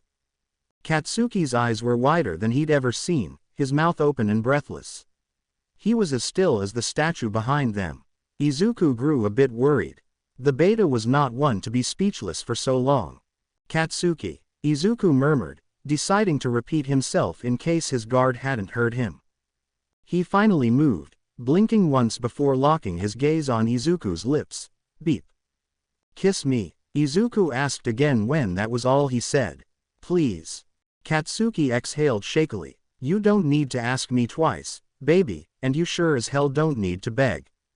Izuku had no time to prepare other than to close his eyes. Katsuki brushed their lips together, a feather-light touch that could hardly be called a kiss. The first several were gentle and soft, testing the best way to slot their lips. Katsuki took charge, dragging his mouth along Izuku's as if to map every part of his lips. He pressed a firm kiss to both corners of Izuku's mouth. The beta retreated momentarily, moving his hands from his waist to grab his legs with one and wrap the other arm behind his back. The muscles in both arms rippled as he heaved Izuku up and over his thighs. The result was Izuku sitting sideways in his lap, his lower legs bent at the knee to hang off the bench and his left side pressed flush to Katsuki's chest and abdomen. Katsuki spread his legs to provide him with a more stable seat, the tops of his thighs rubbing the bottoms of Izuku's sensually.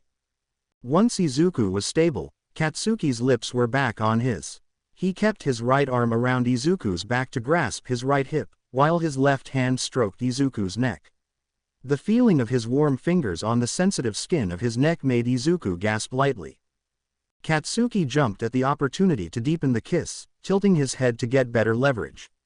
His lips were still gentle but their press grew more needy, more passionate. Izuku beeped at the feel of them.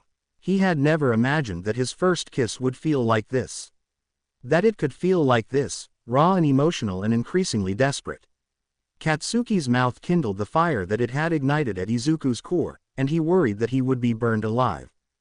He pulled back, gasping for air to cool off the heat in his chest. The effort was for naught as the hand at Izuku's hip began to tug his skirt up. His ankles, his calves, his thighs were exposed to the chill of the night. I'll get cold, Izuku whined. You'll be fine, Katsuki said meanly, grinning as his fingers met the dagger strapped to his right thigh. Stab me if I do anything you don't want. Izuku's mouth fell open at the command, giving Katsuki the chance to lick his way into it, groaning as he did so. His hand squeezed and massaged his thigh and hip, causing the skin to become pimpled under the cold air and the attention. His tongue undulated against Izuku's, who froze at the feeling. Katsuki pulled back. What's wrong? I just told you to stab me if I do something wrong. Izuku huffed incredulously. I'm not going to stab you. He tapped his fingers on Katsuki's shoulder nervously. I have no idea what I'm doing. His guard softened at the admission, kissing his cheek in gratitude for the honesty. That's fine, I don't expect you to. I'll take the lead and do most of the work. Just like when I taught you to dance, remember?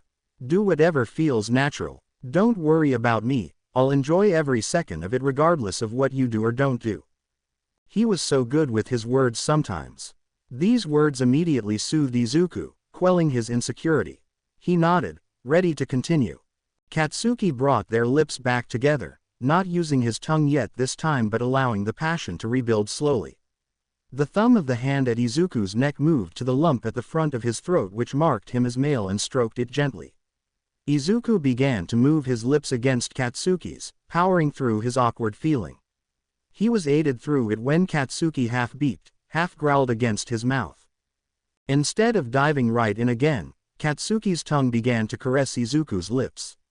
A fleeting touch at the start of each kiss at first. The muscle was as soft as he remembered it being. Then it began to truly lick at his bottom lip, following the curves and dips and swells of his mouth. The hand on Izuku's thigh alternated between tracing the strap of the dagger's scabbard and running up and down the length of his leg. The chill of the winter night raised bumps on his exposed skin, but Izuku paid them no mind. His neck, his leg, his lips, everywhere Katsuki touched, his skin tingled. Even as they were pressed together, Izuku right on top of his lap, he didn't feel close enough. Izuku whined, parting his lips. The kiss deepened, the pressure increasing. The fire in Izuku's chest began to spread throughout his body, all the way to his fingertips.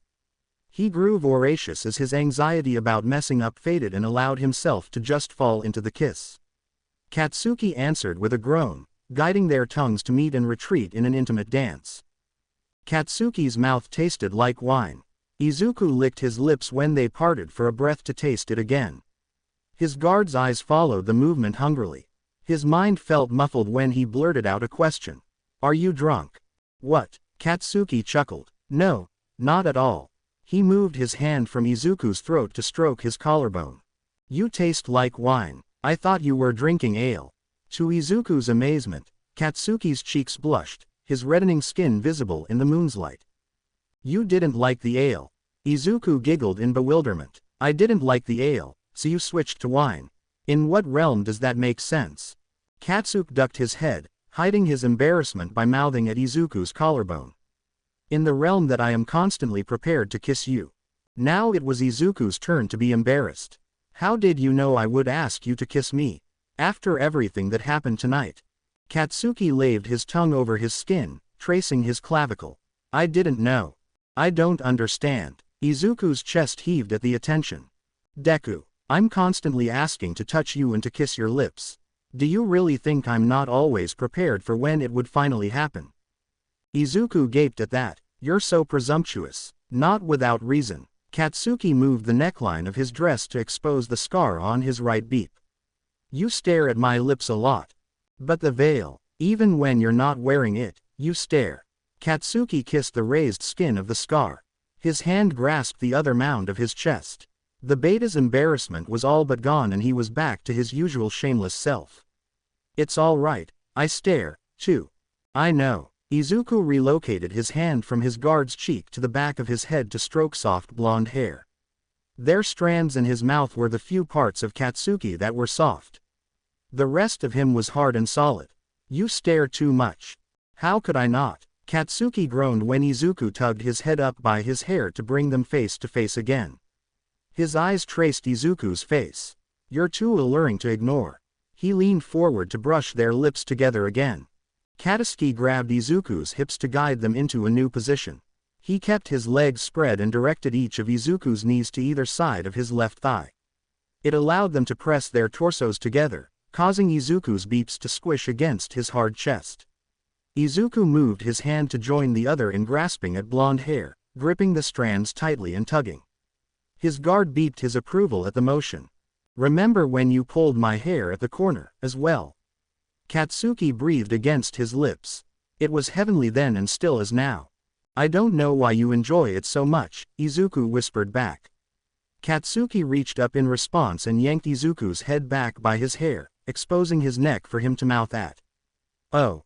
Katsuki laughed. "That's right, darling, so keep tugging away. You can pull all of my hair out and I'll love it." "I won't." Katsuki smiled against his neck, kissing and licking at it. "No marks, please." "I know. I won't leave any," Katsuki said. He laved his tongue over Izuku's neck, occasionally dipping to litter his collarbone with kisses. He brought his fingers back to Izuku's beep to pinch his nipple through the padding of the dress's bodice. Izuku gasped and slapped the back of his head, causing his guard to chuckle against his skin. The feeling of his breath sent shivers down Izuku's spine. Katsuki stroked the nipple with his thumb in apology. "Sorry, baby." He pinched it again. Izuku jumped and punched his broad chest. "Katsuki, why? Did you forget how much I enjoy your violence?" Katsuki's mouth drifted ever lower. His hand moved to fiddle with the laces of the gown while the other tugged at its neckline. I want to see you. No, please, Katsuki, Izuku begged, blushing furiously. I can't, not here. Katsuki groaned. He acquiesced, though, putting his fingers back on Izuku's beep and the back of his thigh. Where, then, your chambers? Izuku tugged his hair harshly. Don't be so presumptuous. His guard replaced his hand with his lips, moving it to join the other in drifting way too high up his legs. He hummed against his beep, causing the nipple to harden instantly. Your ass is so delightful. I haven't gotten a good look at it since the corner. I missed seeing it. His hands grabbed at each round cheek through his small clothes and squeezed. Though I suppose touching it is even better. Izuku whined. He had only been touched there by Ochako's cloth. The skin was sensitive, even covered by fabric. Feels beeping nice, baby. He kissed his beep over and over. I've wanted to bite this ass since I saw it at the brothel. All that training has done you good, and not just for fighting. I should thank Yagi for it. That's disgusting, Izuku complained, cringing at the mention of his father figure. Katsuki grinned against his nipple. You're right, I shouldn't mention anyone else right now. I don't want you to think of anyone but me. Ever. He licked the fabric of his bodice. Izuku groaned, both at the words and at the feeling of his tongue. Stop being so envious of anyone who so much as breathes at me. The hands on his ass tightened, kneading the flesh. I can't help it. You enchant me, Deku. I've never felt anything like how I feel for you. He beeped hard, eyes narrowing in annoyance at the padding that blocked him. The Omega sighed, his heart swooping. Me too, he whispered to the moons. Katsuki kissed his beep once more, then lifted his head. He frowned at the distance that had formed between their bodies. His hands tugged him closer, yanking him closer up his thigh so he could kiss his lips with fervor. The movement dragged Izuku's core along his guard's leg, and the feeling was incomparable to any other. It sent sparks through every inch of his body, traveling along every nerve before reconvening between Izuku's legs. He let out a sobbing gasp, shuddering. Katsuki froze, moving his head back to look at him, alarmed. It was astounding how a man who had so comfortably crossed Izuku's boundaries, had so effortlessly crumbled his walls, still stopped at any sign of no consent. Are you all right? What happened? What did I do wrong? Beep. Izuku panted. His skin flared red and tingled. His eyes were half-lidded as they stared into Katsuki's heavy ones, needing and wanting more. He moved his hips again to chase the feeling. Oh, beep. Katsuki just about wheezed. Did you like that, darling? Did it feel good? The Omega could only nod, whining. Deku, baby, you are so very tempting. I can hardly hold myself back. Then don't, Izuku pleaded. Don't hold back, Katsuki growled, his hands lifting Izuku up and off his legs to stand between them. Izuku whimpered. Stop, Deku, we need to stop. Tears pricked Izuku's eyes. This was the first time Katsuki had ever rejected him. Had he done something wrong? It's all right, don't panic. Katsuki wrapped his arms around Izuku, nuzzling his face into his torso. I want to, beep do I want to. But not here, not now. But why? Because I will be a very bad guard if I do. Katsuki combed his fingers through Izuku's hair soothingly. And we have time. We have 6 months. There's only so much we should do in one night. I don't want to overwhelm you. The beta held him as his heartbeat and breathing slowed, and his mind cleared. With every minute that passed, Izuku grew more and more embarrassed. He tucked his head into Katsuki's shoulder. Sorry. Katsuki shushed him. It's fine, there's no need to apologize. One of us has to be responsible. It's all right if it's me this time. It took time for Izuku to become of sound mind again. I need to get back to the tower. Yes, I don't want to. I know. Katsuki grabbed his chin to lift Izuku's head back up. Deku, it will be all right. I promise you. I'll stand guard outside your room all night, and tomorrow we will talk further. Things will work out. We have time. Izuku couldn't resist the urge to press his lips to Katsuki's one more time. I want to talk now. He didn't bother to disguise his annoyance from his voice. Katsuki laughed gently. We can talk. We just have to keep it innocent, otherwise I may burst. You are always so dramatic, Izuku chided fondly. He furrowed his brows, trying to think of a good enough topic to keep them out here longer. The moonflowers may be blossomed. They don't need full moon's light in the winter. Katsuki stood, forcing Izuku to step back to make room. He quickly found his white mask, brushing off the dirt from the garden as much as possible before tucking it into his belt next to Izuku's veil. Izuku laced the fingers of his ungloved right hand through Katsuki's left one. Your glove, Katsuki murmured. Izuku shook his head. I have many more. Please, I want to see the flowers. They walked together back to the garden's main path, hand in hand. Izuku tugged his guard back when he moved too quickly, wanting to delay them as much as possible. Katsuki obeyed without question. Katsuki's fingers brushed the petals of a patch of camellias, plucking one deftly. He reached across his body to tuck it behind Izuku's ear. At his questioning look, he explained, the red looks nice against green. The colors complement each other greatly. Izuku's cheeks blushed red as if in agreement, making Katsuki chuckle. The beta swung their arms lightly between them as they approached the moonflowers. The petals glittered under the moons, the leaves reflecting their light elegantly as they swayed in the breeze. Katsuki all but whimpered when Izuku dropped his hands to pet the soft flowers. The pistils glowed as they did every winter, heated to combat the chill of the night. I wish they were more plentiful, Katsuki murmured as he moved behind Izuku to drape his chin over his bare shoulder after he stood, partially to warm it and partially to feel his skin again. I would make you a bouquet. Izuku dipped his head to sniff the fragrant petals. That would be nice, but they will not keep, even for an hour. Most flowers don't, if you do not know how to care for them. His hands pet at his waist, their touch featherlight. Do you know how? Katsuki nodded against his skin. Oh, that's right, your father. Katsuki's nose sniffed at the camellia and his hair. We had a neighbor who was a glassblower. He provided us with many vases. My father could keep the flowers from wilting for 2 weeks. It would not matter. The leaves will wilt without fresh air and the flowers will close once the moons no longer shine on them. Katsuki stuck his hand between Izuku's arm and waist to pet at the leaves. You remember our time together at the corner? Izuku rolled his eyes. I do, despite my attempts to forget it. The beta pinched his waist in punishment. I couldn't believe it when I saw your eyes. And months later, when I saw your hair.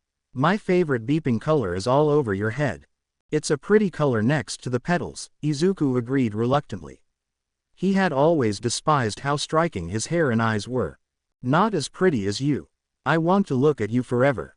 Hold you forever. He kneaded his waist. I thought you said we had to keep our conversation innocent, Izuku remarked, invoking a chuckle. He chose to change the subject to a more decent topic. I miss my brother. We used to come here often. Katsuki hummed into Izuku's shoulder. He's in the citadel, right? Do the flowers not grow there? Izuku shook his head. Even if they did, it would not matter. Silent ones are not permitted to leave the fortress unless under special circumstances. They will be surrounded by stone and parchment for their whole lives. Such a shame. Katsuki moved his hands to fully wrap around Izuku's torso, clasping them in front of him. Is there truly no exception to the fate of the second sons and daughters, even for the royals? The Omega frowned slightly. This was common knowledge, only for the main Shigaraki family. And it has been generations since King Shigaraki has had more than one child by a single mate. Katsuki scowled. Taking another Omega as soon as the previous one dies must take its toll on his fertility. How many has he had now? 9. 10. Izuku answered quietly. Some last longer than others. All die in childbirth, do they not? Katsuki's skin grew even warmer. You would think that such a magnanimous king would surrender the crown to an heir. He outlives all of them. They say he is immortal. Katsuki scoffed. No one is immortal. I agree. Izuku boldly reached up to stroke his guard's jaw. They say the Draconians were immortal, yet they are all supposedly dead. Evidently not, of course, even though King Shigaraki stabbed the Cursed One in the heart. Katsuki's eyes drooped at the touch. He is heartless, they say. He finally lifted his head and moved his hands to a more innocent position on Izuku's shoulders. We will take him with us. Izuku's brow creased. Who? Your brother, Kota. When we run away. The Omega sighed dejectedly. I no longer wish to indulge in such fantasy. It is too painful. He looked at the castle and his tower reluctantly. We should return. Very well. Anything you wish. Katsuki squeezed his hand before leaving him out of the gardens. They followed the path and Katsuki caught him each time he stumbled over his heeled footwear. Once they reached the castle, Katsuki took a deep breath before grabbing Izuku's hips to back him up against the wall. He kissed him again, more passionately than ever. The silent night was tainted by their groans. You, Katsuki said between kisses, are the most enticing creature in all the lands.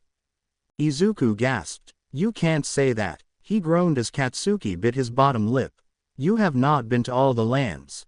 Still, Katsuki bent to run his tongue all along Izuku's chest. I know it to be true. We are. Izuku broke off, gaping as Katsuki's hand reached under his skirt again to trace the hems of his small clothes. We're not supposed to behave so sinfully. The hand dared to reach under the fabric to knead the bare flesh of Izuku's ass. You said so yourself. I cannot resist when you do this. Katsuki kissed all along his collarbone. Do what? Exist. Katsuki pressed 2 final kisses to each of his nipples, then withdrew with a smirk. Your skin tastes delicious, as always. As I already said, it is a shame I haven't tasted your cunt yet. I cannot wait to do so. Izuku shuddered. I would fall apart if you did. Do not worry. Katsuki squeezed his ass one last time. I would piece you back together. Katsuki reluctantly removed the veil from his belt, fiddling with the clasps. He pressed a kiss to Izuku's collarbone, tracing his larynx upward before kissing his forehead, his cheeks, the tip of his nose, then finally his lips. Izuku burned as he realized it was the same path he had taken at the corner. Katsuki's fingers were deft as they donned the veil. He lifted it to mouth at Izuku's lips, licking them and then threw them when they parted to intertwine with his tongue. He backed away, laughing at Izuku's whine, before fastening the clasps. His white mask was visibly soiled from dirt when he donned it, though he paid it no mind. Izuku's eyelids fell as he regarded the beta. It was not enough. Katsuki grinned hungrily, dipping forward to kiss him again. His hands moved to his waist and his ass, squeezing at his flesh. You test my patience, darling. You should stop before I beat you right here and now. The Omega gasped, appalled at the audacity before embracing his courage. I am headed to bed, after all. Katsuki growled, nipping lightly at his lip. Don't tempt me, Omega. I won't be able to resist much longer. They looked at each other heatedly, one last time. Katsuki stroked his sides while Izuku ran his bare hand along the length of Katsuki's jaw. His guard gifted him one last kiss before snatching up his hand to lead him through the door. They barely made it inside before the presumed empty hall filled with a disappointed voice. My boy. Izuku's eyes widened at the voice. Oh, no, it couldn't be. He raised his eyes to meet Yagi's furious blue ones through the veil and his mentor's mask. He quickly unlatched his fingers from Katsuki's, though the beta held fast to his hand. Yagi looked at Izuku's veil, then at his swollen lips, at the slightly damp fabric of his gown's bodice, then Katsuki's dirty mask, then their clasped hands. You should go to your tower, prize. Izuku jolted. It was rare that his mentor called him that. He must be very angry. He scrambled for an excuse. I lost my glove in the gardens. Katsuki was keeping my hand warm. Yagi scoffed. And your lips too were cold. Don't treat me as a fool. I was merely escorting him back to his rooms. Katsuki finally spoke up. I know exactly what you two were doing. Izuku's glanced between them, alarmed. You were relieved from your duty, Katsuki. You should know that you will never be left alone with him again. Oh really? Katsuki's eyes flared. Do you think you can stop me, old man? Katsuki. Izuku snapped. Don't talk to him like that. It's not worth it. Please, just go. Katsuki sneered. His temper had been piqued. Fine. You're a beeping liar, Deku. And Yagi, you are little more than a jail guard. You're a weakened soldier who doesn't know when to beeping retire. Izuku closed his eyes, barely repressing a whine.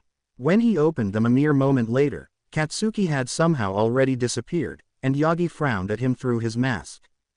Izuku, he chided. His voice was only slightly more gentle after Katsuki's departure. Really? You kissed someone who calls you, Deku? You called him a good man once, did you not? Izuku begged. I wouldn't again. He defiled you. Yagi looked at his bare hand, his swollen lips. What were you thinking? You just danced with 2 hours ago. Your father would have Katsuki's head for this, and the king would imprison you in your chambers indefinitely. Izuku's aggravation crested. Ah, yes, gods forbid I be imprisoned. He paid no mind to his words or his volume since there were no other soldiers around. He paid no mind to the way Yagi gaped at his outburst. It is not as though I've been confined to a tower for most of my life. Izuku, I cannot speak my mind in front of most people. His eyes burned. It would be unseemly. The library available to me is limited to a mere half-dozen books. I cannot express emotion, for I am meant to be demure. I'm not allowed to dress or even bathe myself because it would be too scandalous. I cannot protect myself, even though I'm said to be the most precious Omega of the kingdom. I have no say in my future, in my mate. Yagi shook his head. There was nothing I could have done to change any of this.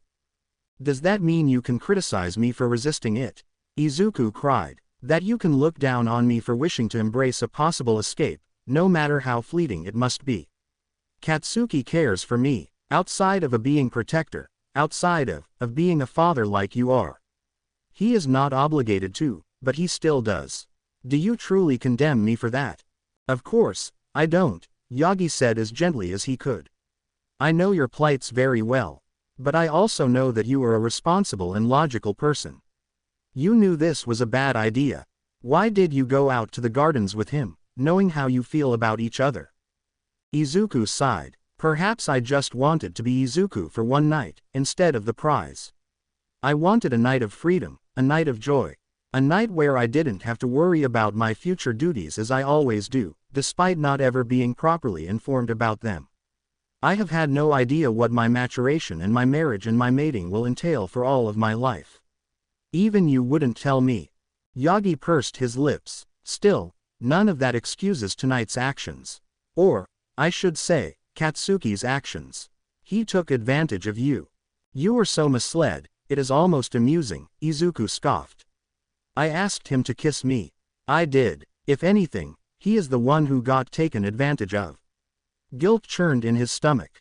You can tell my father what you want, but please, for me, don't implicate Katsuki. He doesn't deserve it. Yagi looked at him for several moments before dropping his shoulders. I will tell your father nothing, my boy. You know my loyalty is to you. He hesitated, then placed a hand on Izuku's shaking shoulder.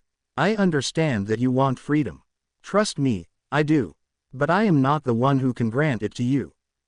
Anger welled in the pit of Izuku's stomach, just as much as it had at Katsuki's earlier behavior. His voice was quiet but harsh when he spoke. You took me back here that night. Kota and I could have escaped to the other side of the continent. Yagi stepped back, moving his hand from Izuku's shoulder to his own heart. I would be free from my duties and Kota would be free from the citadel. Izuku. His mentor sounded utterly gutted. I had to. Even after you didn't turn, many of your wounds were much too deep. You would have bled out without sufficient medical attention. I wish I had. Izuku bit out, too riled up to hold back, so I didn't have to suffer my current situation. Yagi exhaled shakily. You don't mean that. You can't. You have me, you have Kota, you have Ochako. We all love you dearly and you can rely on us. I have Katsuki, too. Izuku took several steps backward and slumped his back against the stone of the castle wall. He once told me I was very strong for resisting the urge to jump out of the highest window of the tower. When I'm in the capital's towers, I won't have him or Ochako or Kota. You'll have me, Yagi pleaded. I hold the king's favor, he will not send me away. I will always be here. For as long as you'll have me, my son. He held his arms out beggingly. Izuku crumbled. His chest was still full with annoyance, but he could not resist the rare touch of his true father. He lunged forward, wrapping his arms around Yagi's waist. His sobs were barely hidden where they were buried in his mentor's chest, but they went unacknowledged. Izuku was ever grateful for it. Yagi, Izuku whispered when they parted after several moments. I must tell you something. About Katsuki. His admission was cut off by a loud creak, then a deafening snap. Both men's heads snapped to look in the direction of the Great Hall. There was a pause, then a cacophony of traumatized screams. They spared each other a brief glance before springing to action. Izuku was faster as they ran, despite his shorter legs. They arrived at the hall in no time, dodging the several lords and ladies that fled from the large doors. Yagi overtook him to use his tall form to forge a path through the masses. As soon as they could see the platform, the beta attempted to block Izuku's view. It was too late. Even at his meager height, Izuku could still see the banners erected 20 feet up the walls. The white flags flapped in the wind from the windows, causing the purple emblem of the king's hand to ripple and undulate. One, though, hung much lower than the others above the platform at the back of the hall. The wood of the flagpole had splintered, nearly severed in half under the weight it held. The wood was more than 3 feet across, enough to disguise its load were it upright as usual. It wasn't upright, though. No, the weight upon it caused it to sag, exposing its load. Black hair hung behind the banner. 3 limbs sagged from the perfectly horizontal naked body, one arm entirely missing. Every finger was bruised and broken, as was the face. A limp, severed piece of flesh dangled from his slack mouth. Something was shoved straight through his chest, right into his heart. It was a cane, bright red with metal and wood. The blood metal flickered from the light of the lanterns. It had been thrust clear through Hisashi's chest. To be continued. I hope you enjoyed this story. Also remember to subscribe and like this video. See you in the next video.